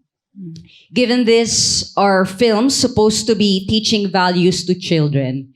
And as a matter of fact, I also am doing one right now with a movie production company who is considered to be a wholesome production company, but the show is tackling that theme, LGBTQ. So yeah, that's the question, Mr. Price. That's a very good question. Thank you for that, Andrea. And thank you for bringing your life in it. Tom? I think it depends a little bit what the film is saying and what the part demands of you and what the director's vision is. Because if they're representing, say, the suffering of people who are homosexual, same-sex attracted, gay, lesbian, trans, if they're showing their suffering, if they're showing that they are being killed or that they're being mistreated or that they're not being given freedom in their life, then I think that there's no problem with a Christian showing an injustice against a human being. On the other hand, if you're being asked to be part of a bigger ideological project, and that project is to promote something which doesn't sit well with your own conscience, then I think that you are right to have pause for thought and to think that through very carefully. But I would also point you to ethics and to Christian ethical thinking that helps us to think through the different aspects of the decision.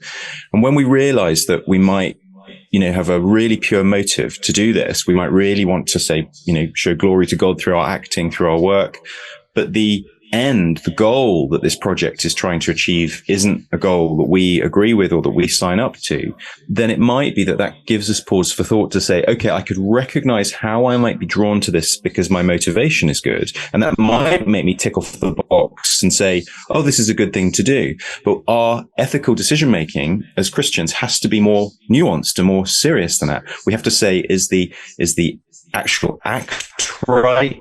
Is the end right? And is my motive for doing it right? And we have to weigh those things up together. And it's going to depend case by case on what the film is saying, what its outcome is, what its point is. But I have no problem with the representation of mistreatment of different people in film and of Christians playing a part in that representation, as long as it doesn't compromise them in other ways, in terms of their faith, then I think that's okay as far as it goes. But if it's part of a bigger ideological project to basically affirm certain sort of non-biblical ideas, then I'm probably going to struggle with that more if I was being asked to do that. Yeah. So as you go through the struggle, what do you do if it's not clear yet? So you need wisdom, you need advice from people around you, and you've got to sort out, okay, how can I find out what the ideology is here. And you've hinted at some of it in your summary, in the question. I think you should listen to your conscience and listen to that quieter voice. And if your gut is saying, don't do it, it's probably right.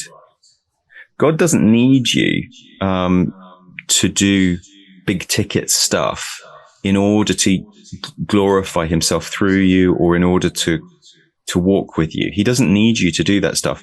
And I think that that isn't to say I personally, if I was an actor, I wouldn't do any Disney, or I wouldn't do any projects sort of that were with studios or directors who were known for promoting these sorts of things. But I would just do it more carefully, and I would just be asking exactly, what does the plot demand of me? What do the scenes demand of me? What will I be representing? What will I be part of? Because it's you know, as you know, a film is a work of hundreds of extremely talented people who are all putting their little bit in, but every one of them is, as well as they're putting their contribution into the art, they're also putting their own honor and their own name to it. And God won't ask you to do something that causes you to dishonor yourself and him. Thank you, Tom. Judah? Yeah, just to maybe just add something to that. I mean, everything was pretty much said by Tom already, but at the end of it, with all our decisions that we will make in life, it will not always just be pragmatic, just ends or results oriented. Okay, of course, if taking a role like that pays the bill, most definitely, right? So people will end up doing it for just paying the bills, or providing for their children, or keeping their career going. Because the moment you say no to a project, most likely you won't be invited to another project, knowing that they will understand your convictions moving forward. But see, we're not just to be pragmatic. We're, as Christians, and when it comes to Christian ethics, we are deontological, which, yes, we are results oriented, but in light of that, we are in submitting to God as sovereign. So our telos, or our end goal, is with the presupposition that we want to honor God first. So God first. So when it comes to how am I going to do this? Am I going to say yes or no? Yes. Tom said it. Have good people around you. But first and foremost, be with God. Wrestle it out with God until he gives the blessing, right? And be in his word so that you can hear from him clearly. But first and foremost, when it comes to all our decision making, it's not just because of the end, but rather that God is, and God is first. Thank you for that. Thank you. Thanks, so much, guys. Judah Thank and you. Tom. We're gonna jump right to our next question. I want to call on Emong. I hope I'm saying your name correctly. Emong. Is it Emong Emong or Emong? No, Depends Emong. From Yes, He Is. It's He's Raymond, the- actually. So Raymond. Yes, Raymond, from the country manager for Yes, Yes. Yes, Raymond. good afternoon. Thank you, Tom, for the talk earlier. Just want to ask, because for our ministry, we create Christian content, and we help people start gospel conversations. And considering that we've talked about movies, if we work on the premise that there's a universal need for hope and redemption, and we live in a world that is very grim. So, and if there is that need of hope and redemption around us, how can we as Christians talk hope and redemption through the movies that we watch? Maybe if you could give us examples of that, like which movies could we use in our conversations to spark hope, or the story of redemption? Yeah. Thanks. Okay, what a good question. What a fun question. Okay, so I'll try and be topical, because we've just had Avatar coming out, haven't we? I think we just had the world premiere here in London. And Avatar. so the first Avatar film was about human nature, and it was also about a relationship. And through the relationship, the different characters discovered that the spiritual reality on the planet that they thought was very spiritual was actually biochemical. So that film was a window into our modern human world, we have a sense that human nature is broken and needs redemption. And we can feel a loss of hope sometimes when we look at human nature and look at any film and any series, any soap opera. It will show human nature as broken in some sort of way. The lies people tell, the deceptions people enter into, the things, the choices people make, it will show that. So that's always available as a theme in need of redemption, in need of hope. And not to mention, bigger themes like illness, death, suffering, those sorts of things as well. We need redemption and rescue and hope through those. Now, the redemptive solution that is offered through Avatar, I haven't seen, obviously, the 3 movies that are coming. I haven't even seen the new one, but I know James Cameron as a director. I don't know him personally, but I know where he's coming from. He once tried to make a documentary about finding the bones of Jesus. He felt he'd found the bones of Jesus, and this disproved Christian faith. And I think he was right in one way. I don't think he'd found the bones of Jesus, but I do think that he was right to understand that Christian faith is based actually on evidence and data. So I'm thankful for that, a little pointer. Because if we found the bones of Jesus, then that would be significant. We won't, because he rose from the dead. So that's a conversation I'd love to have with James Cameron, but that's the direction of his filmmaking. He is actually somebody who thinks that the explanation of the world that makes most sense to him is that the natural world and science is actually the rigorous place to be and the place where we will ultimately find our redemptive solution. So all of the spiritual life for the creatures in Avatar is actually a mirage. It's not really real. It's all given a biological and an electrochemical explanation. There's nothing that happens in the first Avatar film that isn't explained in the biology of the forest or the networking of the trees. It's all biological. It's all natural. It's essentially naturalism or atheism. And the redemptive solution to the problem of human nature, the hopeful solution that naturalism, that a purely biological approach would give us, is that we simply need to understand human nature enough, and then we will be able to fix it. Either we'll correct a genetic anomaly, or we will be able to do social programming or psychology. We'll be able to analyze human beings enough. Maybe what we really need, many naturalists, many atheists would say, is we need to throw off religion and spiritual beliefs because they're superstitious and they stop us being rational, and they stop us being able to reform our base and brute instincts, which is what causes a lot of human evil and human suffering and the problems with human nature. And so the redemptive solution that's being offered here is, through the Avatar film, for example, is that if you use biology, if you use psychology, if you use these sort of tools that man has derived that have really useful value in certain fields. I really value psychology, and I really value biology and chemistry and physics, really important subjects. My wife did astrophysics, and I know a number of different scientists who are working at the University of Oxford. They're very, very valuable endeavors, but actually the redemptive solution that's being proposed there is man's self-rescue through the tools of science that man has at his disposal. So it's man rescuing himself, people rescuing people. And if we can engage with themes like that are very big, then they will actually find that we can say to people, look, there's this problem of human nature. And the person will go, yeah, I know it. We've all got to admit it. It's true. Well, what is the redemptive solution to that? How are we going to address that? Is it through this solution that we see exemplified in Avatar? And I think we'll see in the further films, I think we'll see more of the same. Or is it going to be something else? I think that's an interesting line of thought. And I hope that's helpful. Yes, that is helpful. All right. So there's actually 3 more people who wants to ask questions. Are you still willing to take another 10 minutes? Yes, okay. Because I want to get somebody from a student, because there's a lot of people here, also student, young ones, 13 and up, they want to engage, and a mother whose question is about consuming this art form. So first we have to call in who's lined up. Arlinda De La Cruz. She's a former Habitat Manila director. Galing Filipino Movement. She's the director of Galing Filipino Movement. Yes.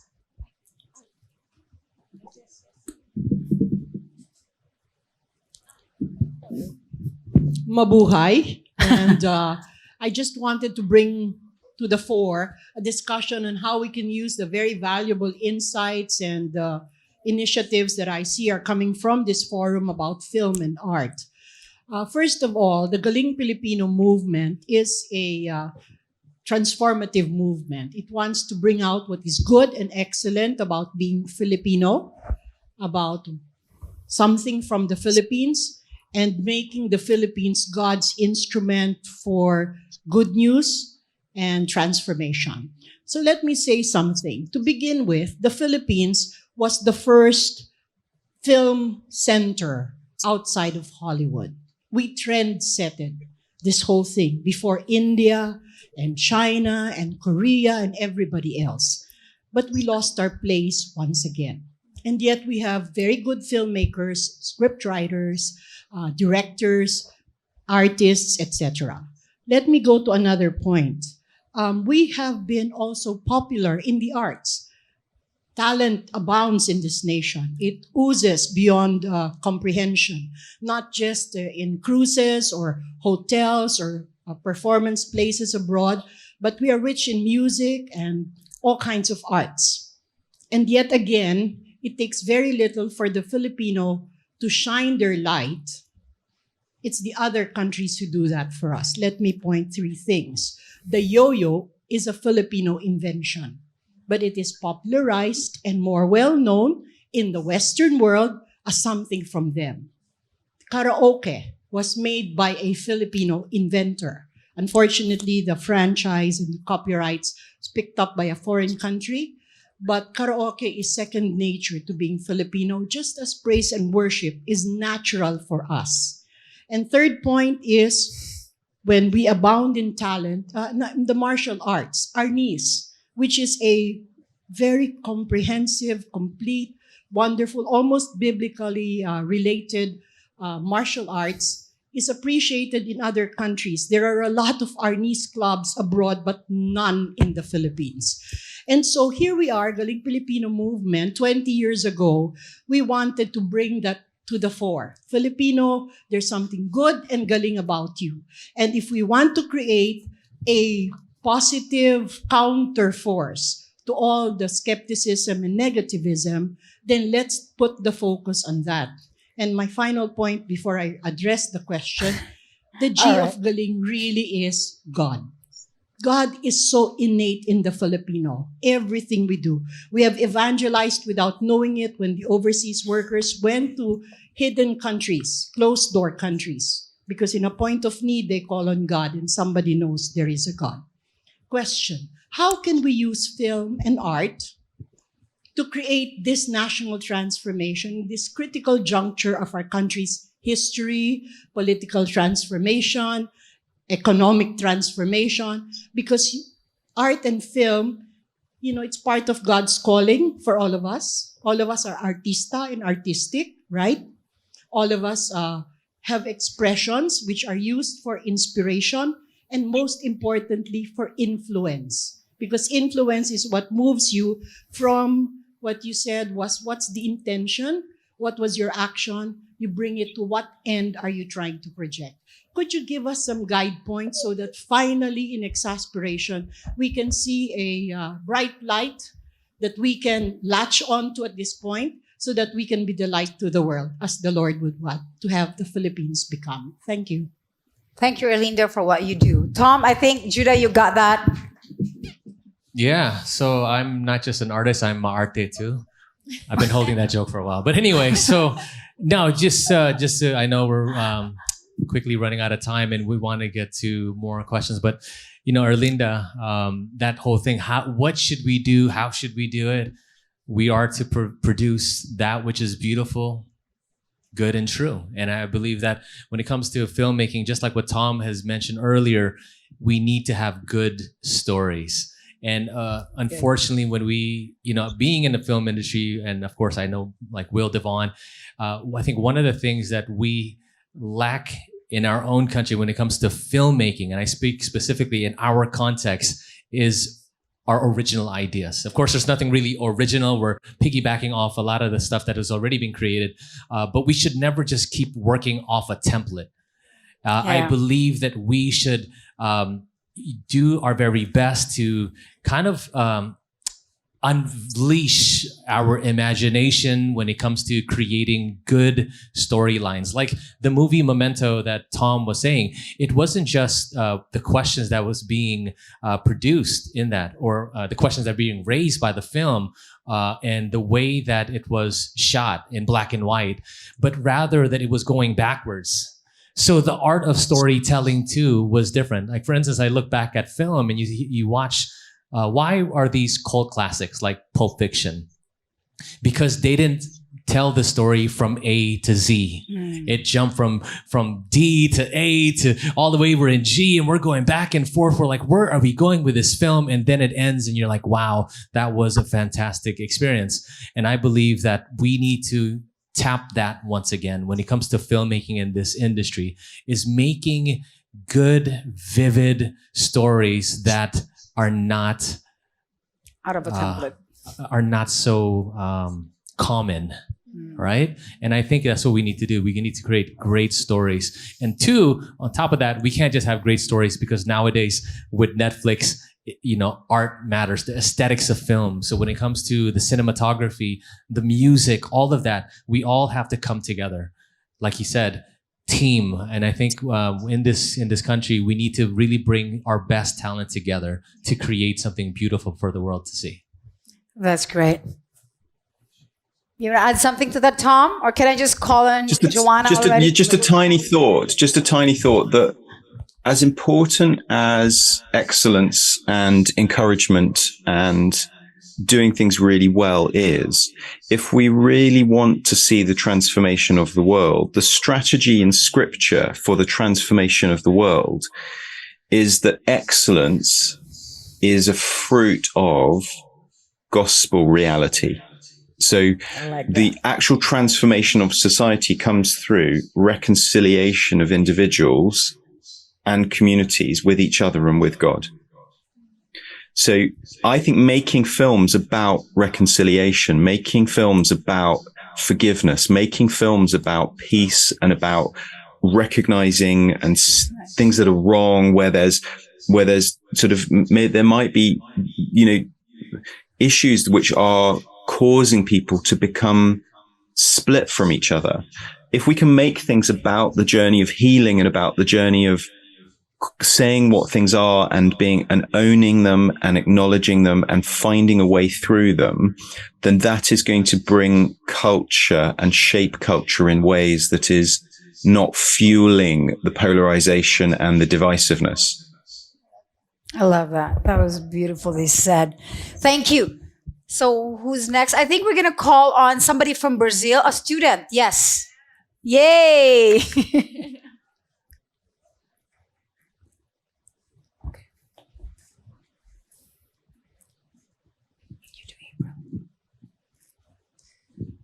Hello. My name is Micaele. I'm from Brazil. I'm a missionary. I speak Portuguese because I know speak English. Nós estamos aqui nas Filipinas há um mês, mais ou menos, e nós já alcançamos 1.500 pessoas. We are here in Philippines for almost 1 month, and we already reached 1,500 people. Essa pessoa que está do meu lado é a minha líder de viagem, o nome dela é Alison. Então, ela vai ser minha tradutora. And I am Alison. I am the leader of this team, and I am translating. Yes. E a minha pergunta é: como você acha que uma pessoa que tem chamado missionário...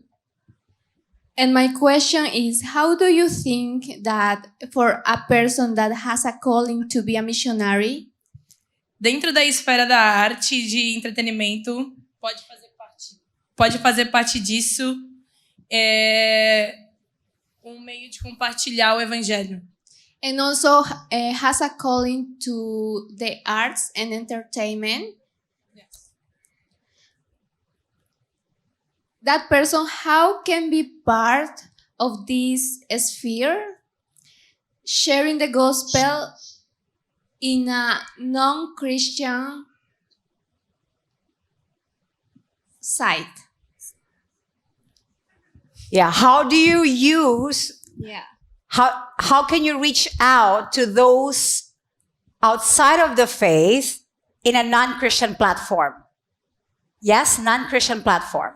Yeah, if you're called to be a missionary Mary. as well as in the film and art industry. Yes, but they don't want to use Christian platform. Tom? Do your art well.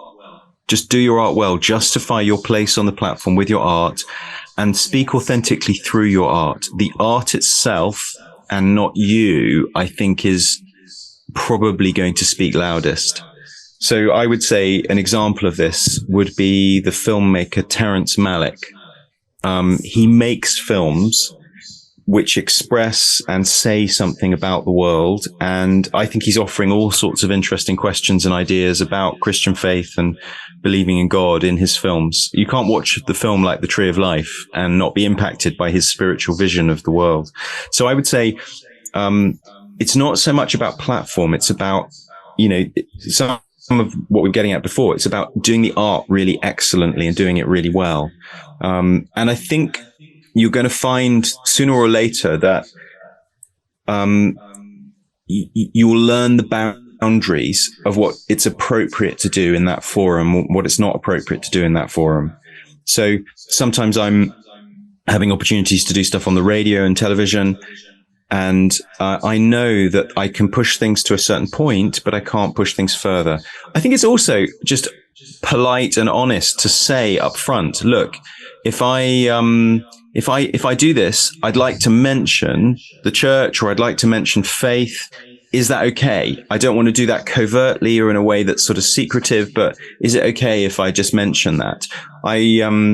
I was listening to the radio yesterday, and a gentleman came onto the radio, and he was talking about negotiating for a role and a project he was doing. And he said, look, if I do this, I do want you to know that I support this charity, and I will be looking for opportunities to gently mention them, and just want to be upfront about that. And I think similar sort of way, we shouldn't always do things in a kind of covert way. Having said that, there's an important place for subversive art, particularly that gets people thinking. And I think it depends a little bit how you're going to use the platform and how overt you want to be. Generally, I think that Christians who have the opportunity to do stuff in public operate either at the extreme of saying too much in too confrontational way, or are too subtle in what they say and don't say enough. And I think we need to find this middle line where we're positive, but we engage with the ongoing discussion and we bring some biblical wisdom into that. And this is a dilemma, how do we use any platform we have?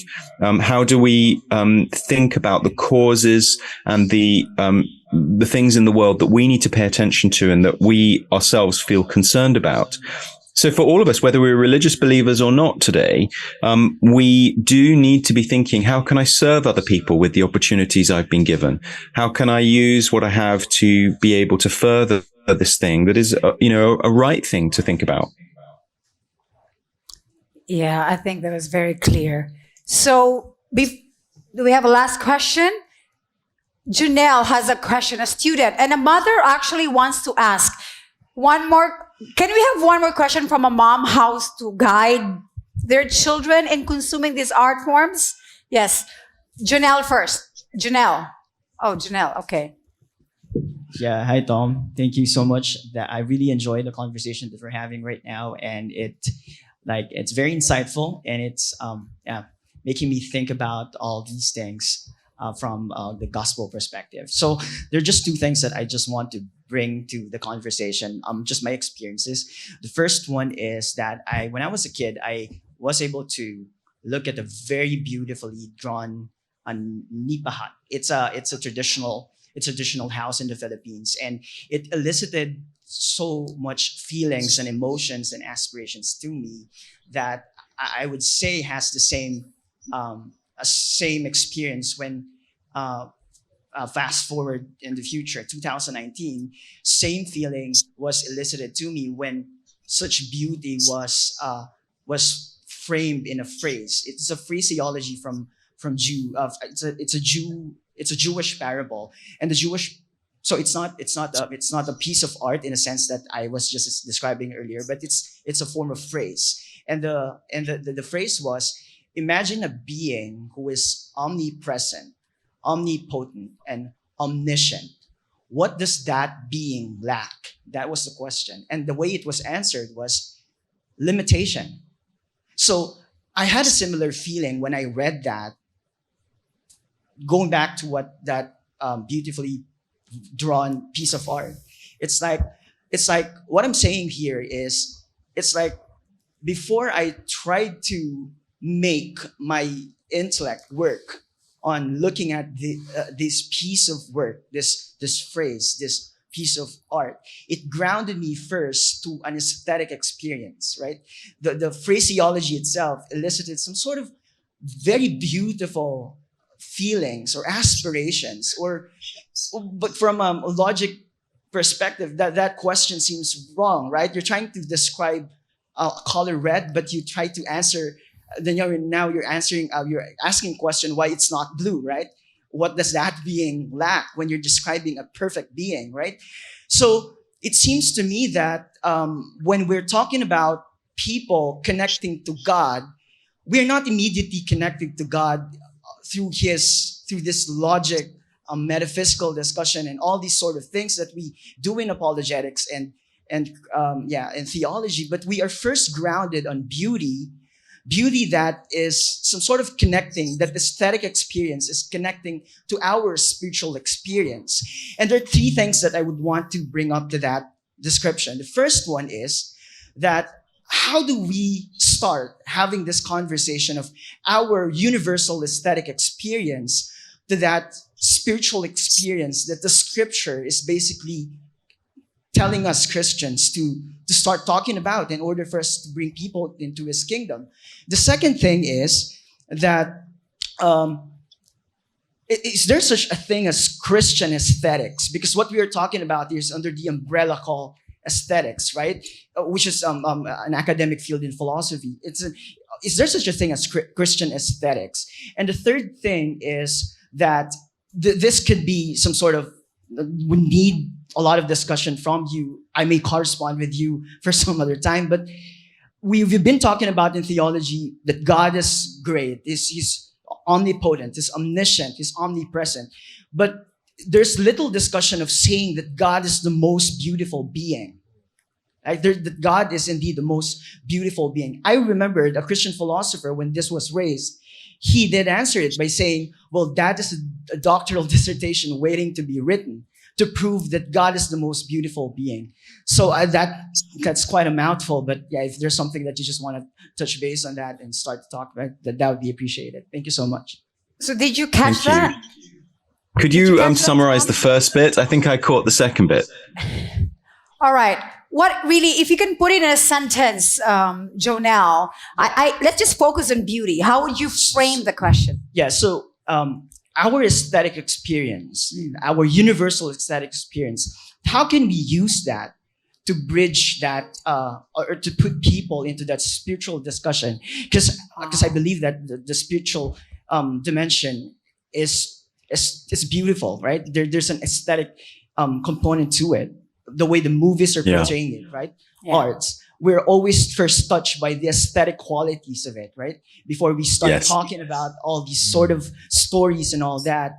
Just like what we just mentioned about limitation. Like there's stories more about limitation than starting right off the bat with perfection, because there's nothing to talk about when you start with perfection. But when there's limitation, there's this oozing beauty and aesthetic qualities that come out. So how do we use that to, bring people to spiritual discussions? Great. I think that was very clear. Who would want to begin? Yeah, Judah? I'll just jump in shortly. I think when we, when you catch something beautiful, you know that it's pointing to something that is idyllic.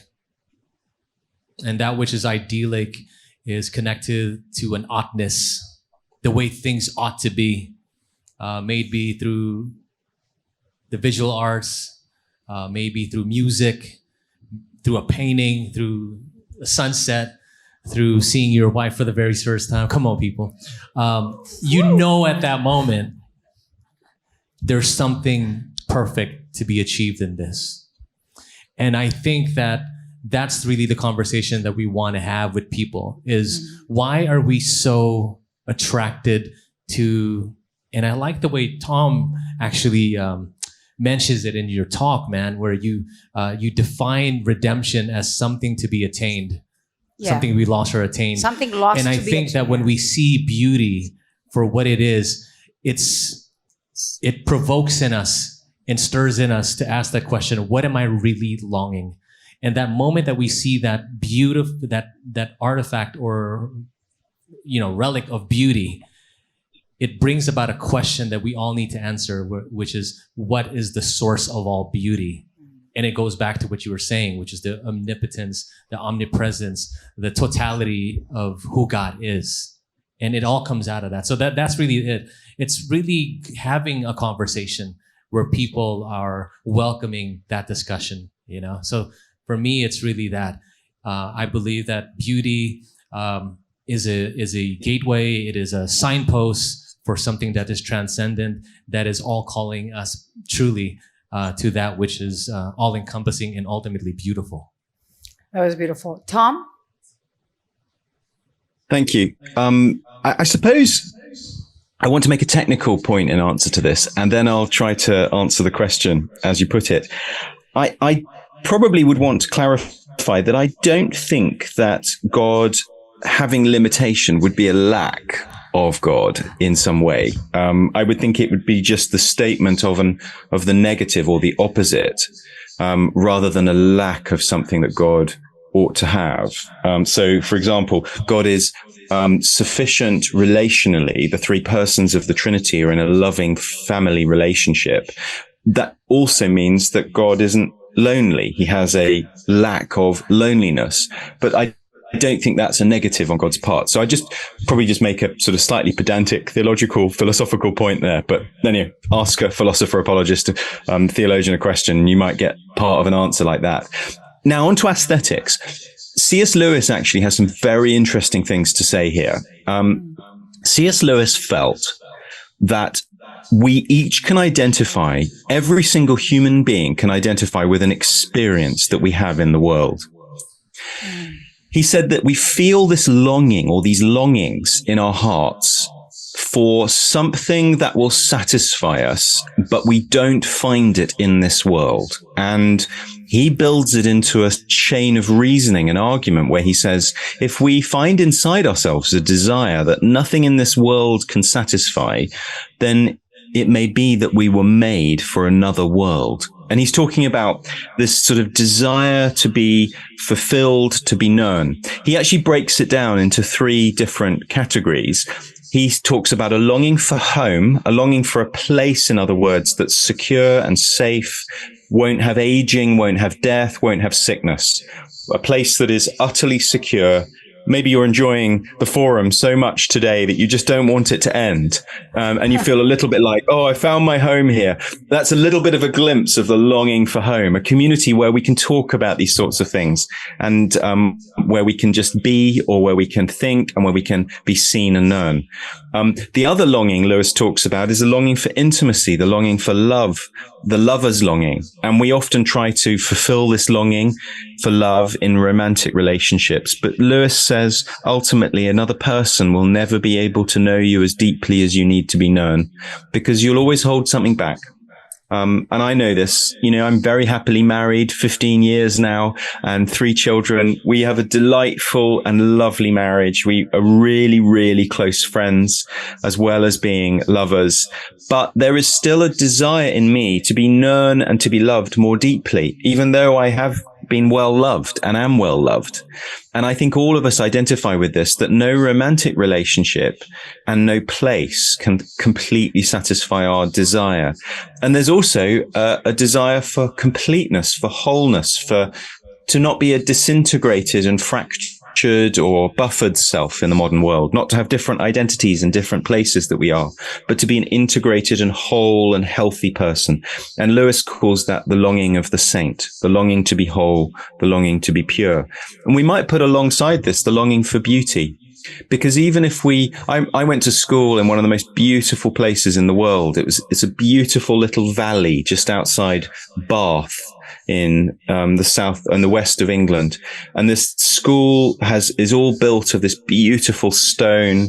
And you look down into the valley and it's just like a sort of almost like the Shire from Lord of the Rings. It's the most beautiful, lush place you could be.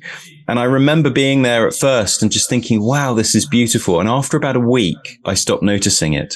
And I remember other people visiting and saying, it's really beautiful here. This is amazing. We get satisfied and a little bit complacent to the beauty that's around us and that's in us.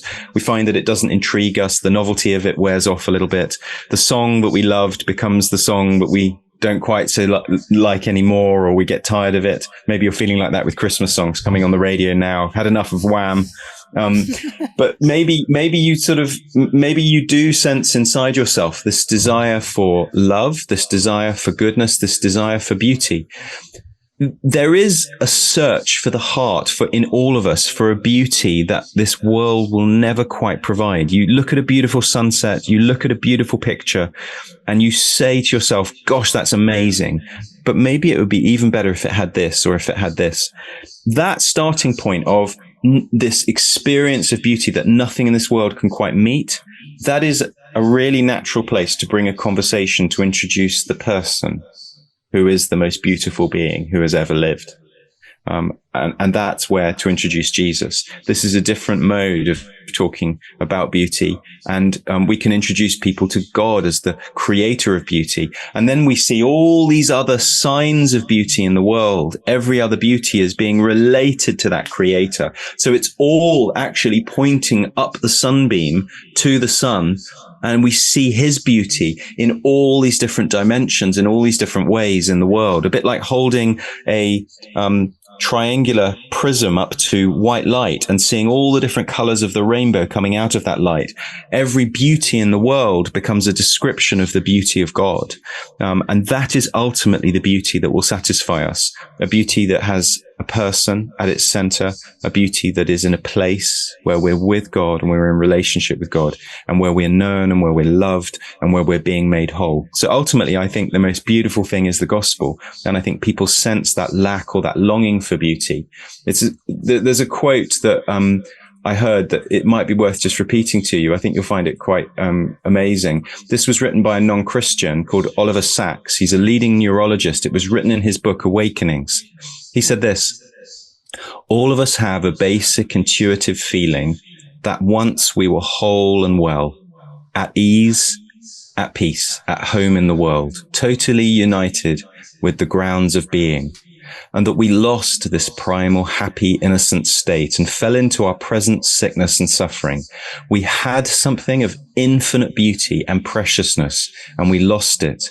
And we spend our lives searching for what we've lost. And one day, perhaps, we will suddenly find it. And this will be the miracle, the millennium. Beautiful. That was beautiful, right? Ultimately, that is our invitation for you to have this experience of beauty in its fullness. You have one more question? No more?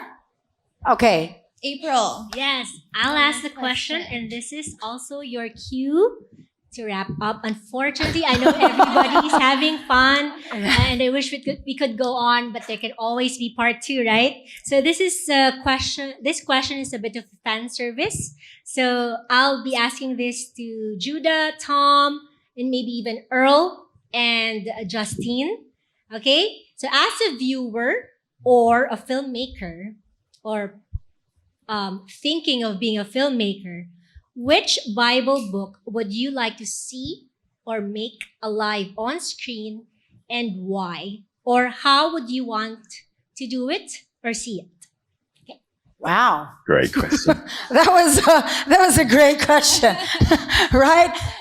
Because Tom, you're dealing with creators of art, producers of art, and also people who appreciate art. So you should begin. Who should begin? You. Okay. I think the first thing that comes to mind for me as a viewer, like April mentioned, is I want to see the parables. Everything we've talked about here is how we can use film and art to really draw us to our greatest need for beauty, satisfaction, wholeness, completeness. And I think Jesus did that beautifully through the way he told parables. And that is art, essentially. It's just that now we have, cinematography and actors and all of that. But he was really the first art maker. And I think I'd love to see parables. And I think that would spark so much conversation because it's all countercultural. It's all against what the world says. And that's valuing culture and at the same time going against it in a way that is based on scriptural truths. And so to see that would be amazing and spark lots of conversation. Have, instead of a book club, a parable movie club and, walk through it and let that be our way to bring people to Christ. Wow. Okay, I'll do it.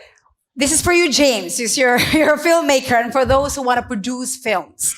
I'm interested to see on screen about the book of Ecclesiastes, because that's actually a summary of all of life's pursuit, and yet it's still empty until the fulfillment of the New Testament. So I want to see how that plays. Yeah, Ecclesiastes. Yeah, I was thinking about a prequel to the movie Scarface. And I was going to call it Tony. No, I'm just kidding. You got my answer. Ecclesiastes. I think it's not just the book of Ecclesiastes. We're one flesh, one mind, one spirit. Well, come on, people. But anyway, but I definitely the book of Ecclesiastes, but not just per se what the Koheleth or the preacher had written and actually portraying those things. Because you see those themes already in movies. In fact, there's a book called Useless Beauty by Robert Robert K. Johnston that you could look into. And he looks into all these types of great films, R-rated films, just a little disclaimer, but how it actually talks about the grittiness of life and the way that it is in parallel to some of the learnings that you can glean from the book of Ecclesiastes. But more, I want to actually make a film about how the preacher became the preacher to be able to pen that. Like in the movie Shakespeare in Love, where you see how did Shakespeare actually write that? How did he become that person to write that beautiful, what stories that he written? Basically, for me, it's how did the Koheleth become the Koheleth? And then finally, at the end of the film, that final scene is when he pens down, "Life is meaningless," right? Yes. Thank you. Yeah, see, he's really an artist. That's why I got my director cap on. And all right, Tom, what's your take on this question? So quick distinction. So I think we need to have this distinction. There is some biblical material that when we make films about it, it will be art inspired by the Bible. And we shouldn't look for it to be necessarily literally accurate to what happened. It's more art that riffs off the Bible. And I think it's important for us to recognize that this is a category out there and that it's okay to have this category. And I think some films like Noah, for example, is an example of that. And I don't think we should critique it for not being biblically faithful, because we've got this category, art inspired by the Bible, and that's okay. Let's let people talk about it. Let's let people fascinate about it and think about it and discuss it. And then there are other things which sort of, we would look for them to be biblically accurate as a way of sort of infleshing our imagined ideas of what's happening. And I think there's another category, and that's where sort of, your life of Jesus stories come in. And I think that's very interesting. So this might be slightly controversial for some of you filmmakers, but I think that I would really love to see the use of filmmaking techniques to bring outsider perspectives into the stories of the Bible, and particularly the story of Jesus and the story of Paul. So I would like to see the story of Jesus told from the point of view of women. I'd like to see the story of Jesus told from the point of view of children. I'd like to see the story of Jesus told from the point of view of the leper who is healed, or the man who can't walk, who is brought to the house by his friends and his sins are forgiven and he's healed. So I'd like to see those stories, but it's more from a different perspective, the same stories, but from the outsider's perspective, because that's a huge part of what's happening there. And when people realize how much people how Jesus saw women and he saw people around him. I think that will just be really helpful for people to see that. I wonder whether AI filmmaking could help us tell the story from children's perspective, because often children are not the most compliant actors or actresses. So maybe we can sort of have an AI child that will sort of give us a window into that. But I don't want to be too controversial about filmmaking, because I actually think that. That's actually there's something real. Yeah. Thank you so much. Thanks, Tom. So that's it. Thank you so much, everyone, for joining us for this conversation. And before we go, Tom, before we let you go, can you just summarize for us to take home? Is this conversation is actually our effort to bring film and theology and the intersection of it. And given that it brings out the big questions in life, I want you to invite those people to start seeking those questions and behold the beauty. Yeah, the invitation's there for you to read more and find out more about how the different elements of film, the big questions, the aesthetics, the story and the narrative, how that invites a conversation about the biggest questions in life. For me, my journey was that I followed down the rabbit hole. I followed the questions where they led me was to discover and to find out more. I'd written off Christian faith. I thought it was not intellectually credible. I didn't think it was culturally ennobling and equipping. I didn't think that it was something that would help me in my life. And maybe you feel the same. Maybe sometimes you feel my faith is sort of not really that relevant to what I do, or that your beliefs about God and about the world don't really connect to what you're doing every day. But I would encourage you to open that box again and to find ways in which people who have connected those things up have done that. For me, at the center of all this is a God who is described to us in Jesus, who's made himself known in Jesus, who's revealed for us and answered the question, does God exist, in showing us. And that's what will be celebrated around the world, at Christmas time, the incarnation and God actually showing what he's really like. And in that person, we glimpse somebody who sees people, who is aware of people. And that is part of what's going on in the act of filming and of art and of poetry and of sculpture and of painting and of photography, is we're seeing and we're describing what we see. So my question to you is, what do you see?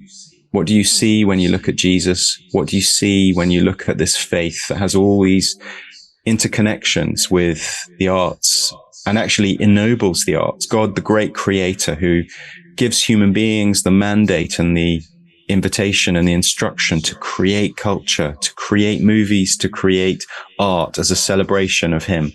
I think if we are going into the world and we're making art and we're doing fashion and we are creating these things as a way of finding or constructing an identity, then I think that we could come back to the idea that God might give us an identity and he might describe to us what he thinks of us. And that could be a new starting point. When you are celebrating through your art what you found, and when you're also describing a reality in your life, that's going to be an authentic route to both your art making, but also to ground you as a human being. I would encourage you, if you haven't already, to read the Gospel of Luke. Just open the Gospel of Luke. You can find it on Bible Gateway online, or you could get a copy of the Bible from somewhere and just read through the Gospel of Luke over the next couple of weeks. And as you read it, ask yourself, what do I see? And does somebody see me? And maybe gently pray to yourself, God, would you show yourself to me? Would you reveal yourself to me? Would you show me what you're saying to me? And would you help me to listen to you so I am seen and so that I see you? So well said. Judah? Okay. Thank you, Tom. Thank you. Thank you again. Thank you, Tom. Thank you to our panelists and Earl, of course, and to all of you who are joining us here and online. And I know we do have more questions, and we can't I mean, we've already gone way over time, so we can't push anymore. But if you do have more questions, feel free to email us at www.awomensforum.com. And by the way, Justine, because there are people who really want to ask questions, I will take this opportunity to introduce our team. If you have questions, I would like to call Japs, April, come on stage here. These are the women that can answer your questions. JM, where are you? Riva. So, yes. So these are our partners, the community here. And if you do have questions, they are be available for all those people who wants to follow up questions. So thank you, JM there. And Riva's at the back. And there, Justine, also you. And of course, Judah will be here. Yes. Be happy to take them from you. So there, please acknowledge a Women's Forum's team of speakers and colleagues. Yes. Yeah, thank you. We also want to thank again CCF Makati. And yes, he is Philippines. Thank you for partnering with us on this forum. Yes. So I know I saw some people there. Hang on. Yeah, the mother who wants to ask actually questions, and I really want to answer that later. Right? Anything else? Nothing else but closing. Anything else you guys wanted to add before I close this up for all of us? Yes, I think that's your invitation. Okay, well, thank you again, everyone who partnered with us. To know the schedule of our future forums, if you enjoyed this and you want to invite more to our future forums, you can visit the AWF website, like I said, at www.awomensforum.com. Yeah. You can check our Facebook and Instagram as well. Give us a follow right now. I'm sure you all have data. Yeah, you can bring us to wherever you want to bring us. Organizations, companies, your church, outside of your church, everywhere that you want to bring this kind of conversations. Yes, so just send an email, the email we gave before. And if you want to join our prayer community, we really believe that prayer is at the heart of this organization, this ministry. And so we want to invite you, even if you're abroad and living in Brazil and want to join us. We go to Brazil for you. We meet online once a month just to come together, pray for this ministry, pray for one another. So we invite you to join us as well. Register at the link provided for you on the screen. And if you would like to support a Women's Forum, honestly, as you know, we need your support to keep fueling this ministry. And if you want to consider doing so, send us an email at hello@awomensforum.com. And the details will be on screen as well. Another announcement before you go. February 4 is our next forum, and this will be to kick off the year. Yes, Christ and culture. We talked a little bit about that. And so, there, it's all on the screen. Take a picture. It's going to be Samsung performing as theater lobby, right? Not the theater itself, theater lobby. And we would love to see you there as we kick off the year. Thank you once again. Thank you, Judah. Thank you for providing us your time, your expertise, your wisdom. And thank you so much, friends, for joining us, for providing the voices in this topic. And of course, we cannot go. I saw Pastor Albert, but before we go to Pastor Albert, I want to call Raymond of Yes He Is. Raymond, would you want to invite some people here? Thank you, Raymond. Thank you, Earl. Wait lang. Dami kong pangalan today. Raymond. Hi, everyone. So, first and foremost, I want to thank you for joining us this afternoon. So, I'm Raymond. I'm from CV, actually. If you could flash the slides, please. Just so that, because, so I'm from CV. So, my team is there. So, we're called Christian Vision. So, we're a Christian charity that we have 3 goals. Next slide, please. So, just so that, next slide, please. Thank you. So, evangelism is at the heart of our mission as an organization. And our organization has 3 goals, basically. Number 1, it's to introduce people to Jesus and to encourage them to become their true followers. Number 2 is to mobilize Christians to share the gospel. And number 3 is to resource the church. And part of the partnership that we have with Women's Forum is to resource the church and to mobilize Christians to share the gospel. So here in the Philippines, we're running one of our projects called Yes He Is. So part of the reason why we partner with Women's Forum is that we want to equip believers to talk about their faith.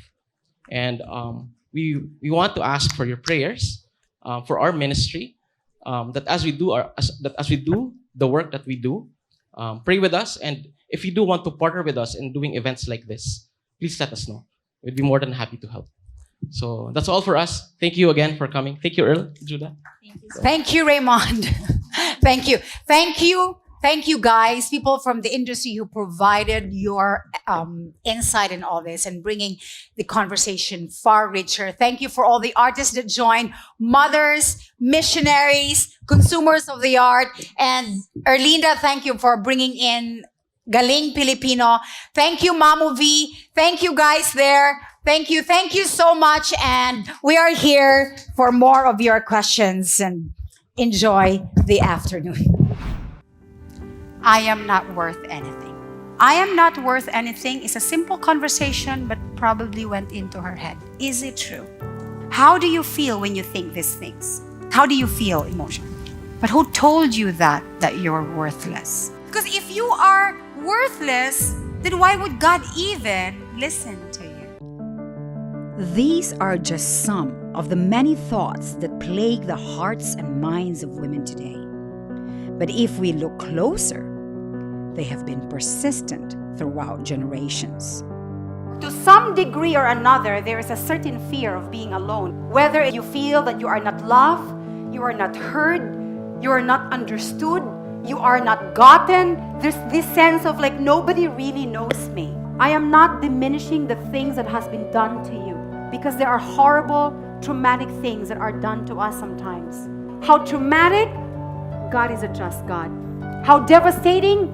God is a God of restoration. How dark? God is a God of light. At a women's forum, we are committed and called to champion women to think things through regarding the longings of their heart and the integrity of their minds, such we can all walk in our calling. So basically, we create opportunities where we can respectfully engage the culture questions and offer them gentle biblical response. We do this in our monthly live forums and coffee talks to equip both the believer to actually consider why do they believe what they believe, and for the seeker to consider the distinctive truth claims of Christianity, with the aim to steer and incline their hearts to fully live out their lives according to His ways and truths. The Bible says that without vision, people perish. There's something about having a vision beyond this world that makes a difference. One of the silver linings of the terrible pandemic is that it's reminded people how short and vulnerable life is. But we can speak life, we can speak encouragement and purpose into individuals' lives. When you can operate under that mindset, then you could actually find your true purpose, and then that will actually provide the drive and the real purpose for your work. Is there an opportunity for you to advance your career, prosper that side, but at the same time, lift up people and bring people up as you grow? We need to have a solid standard of what we classify as being good values. And from a Christian worldview, we believe that comes from the Bible. So if you're looking for hope amidst this anxious season, it is really about turning to God. But the question is, do you really know who God is? It has been an awesome decade of building and establishing the ministry and building deeper team relationship such that everybody can step up to the unique call of a woman's forum. We are guided with this framework, which I call the grid of the fivefold pillars: evangelism, apologetics, discipleship, spiritual formation, and biblical counseling, such that we can provide real-time answers to the present-day questions. In every conversation, in every engagement, we believe that content of the gospel is king. A Christian worldview context is decisive, and Christ-like character is key. And now we are leveling up in every aspect, from the training and formation of our team of speakers to guest panelists, all of which are owed to the faithful providence of the God we serve. We labor to reach higher in excellence in our service and extend to wider reach for His purpose alone. So more than ever, we need you to come alongside us in this journey by your partnership in prayer and in and through your generous giving for such a time as this. In whatever capacity God stirs you to pour into this ministry, as a Women's Forum pours into the lives of women, it is exciting to think how we together can impact the transformation of our society and the world as we know it. Thank you for considering this unique opportunity to partner with the Women's Forum in the hope that we can all flourish in whatever God has called each and every one of us. Join us in creating a culture of women established in the truth, passionately and diligently shaping their homes, societies, and generations for the glory of God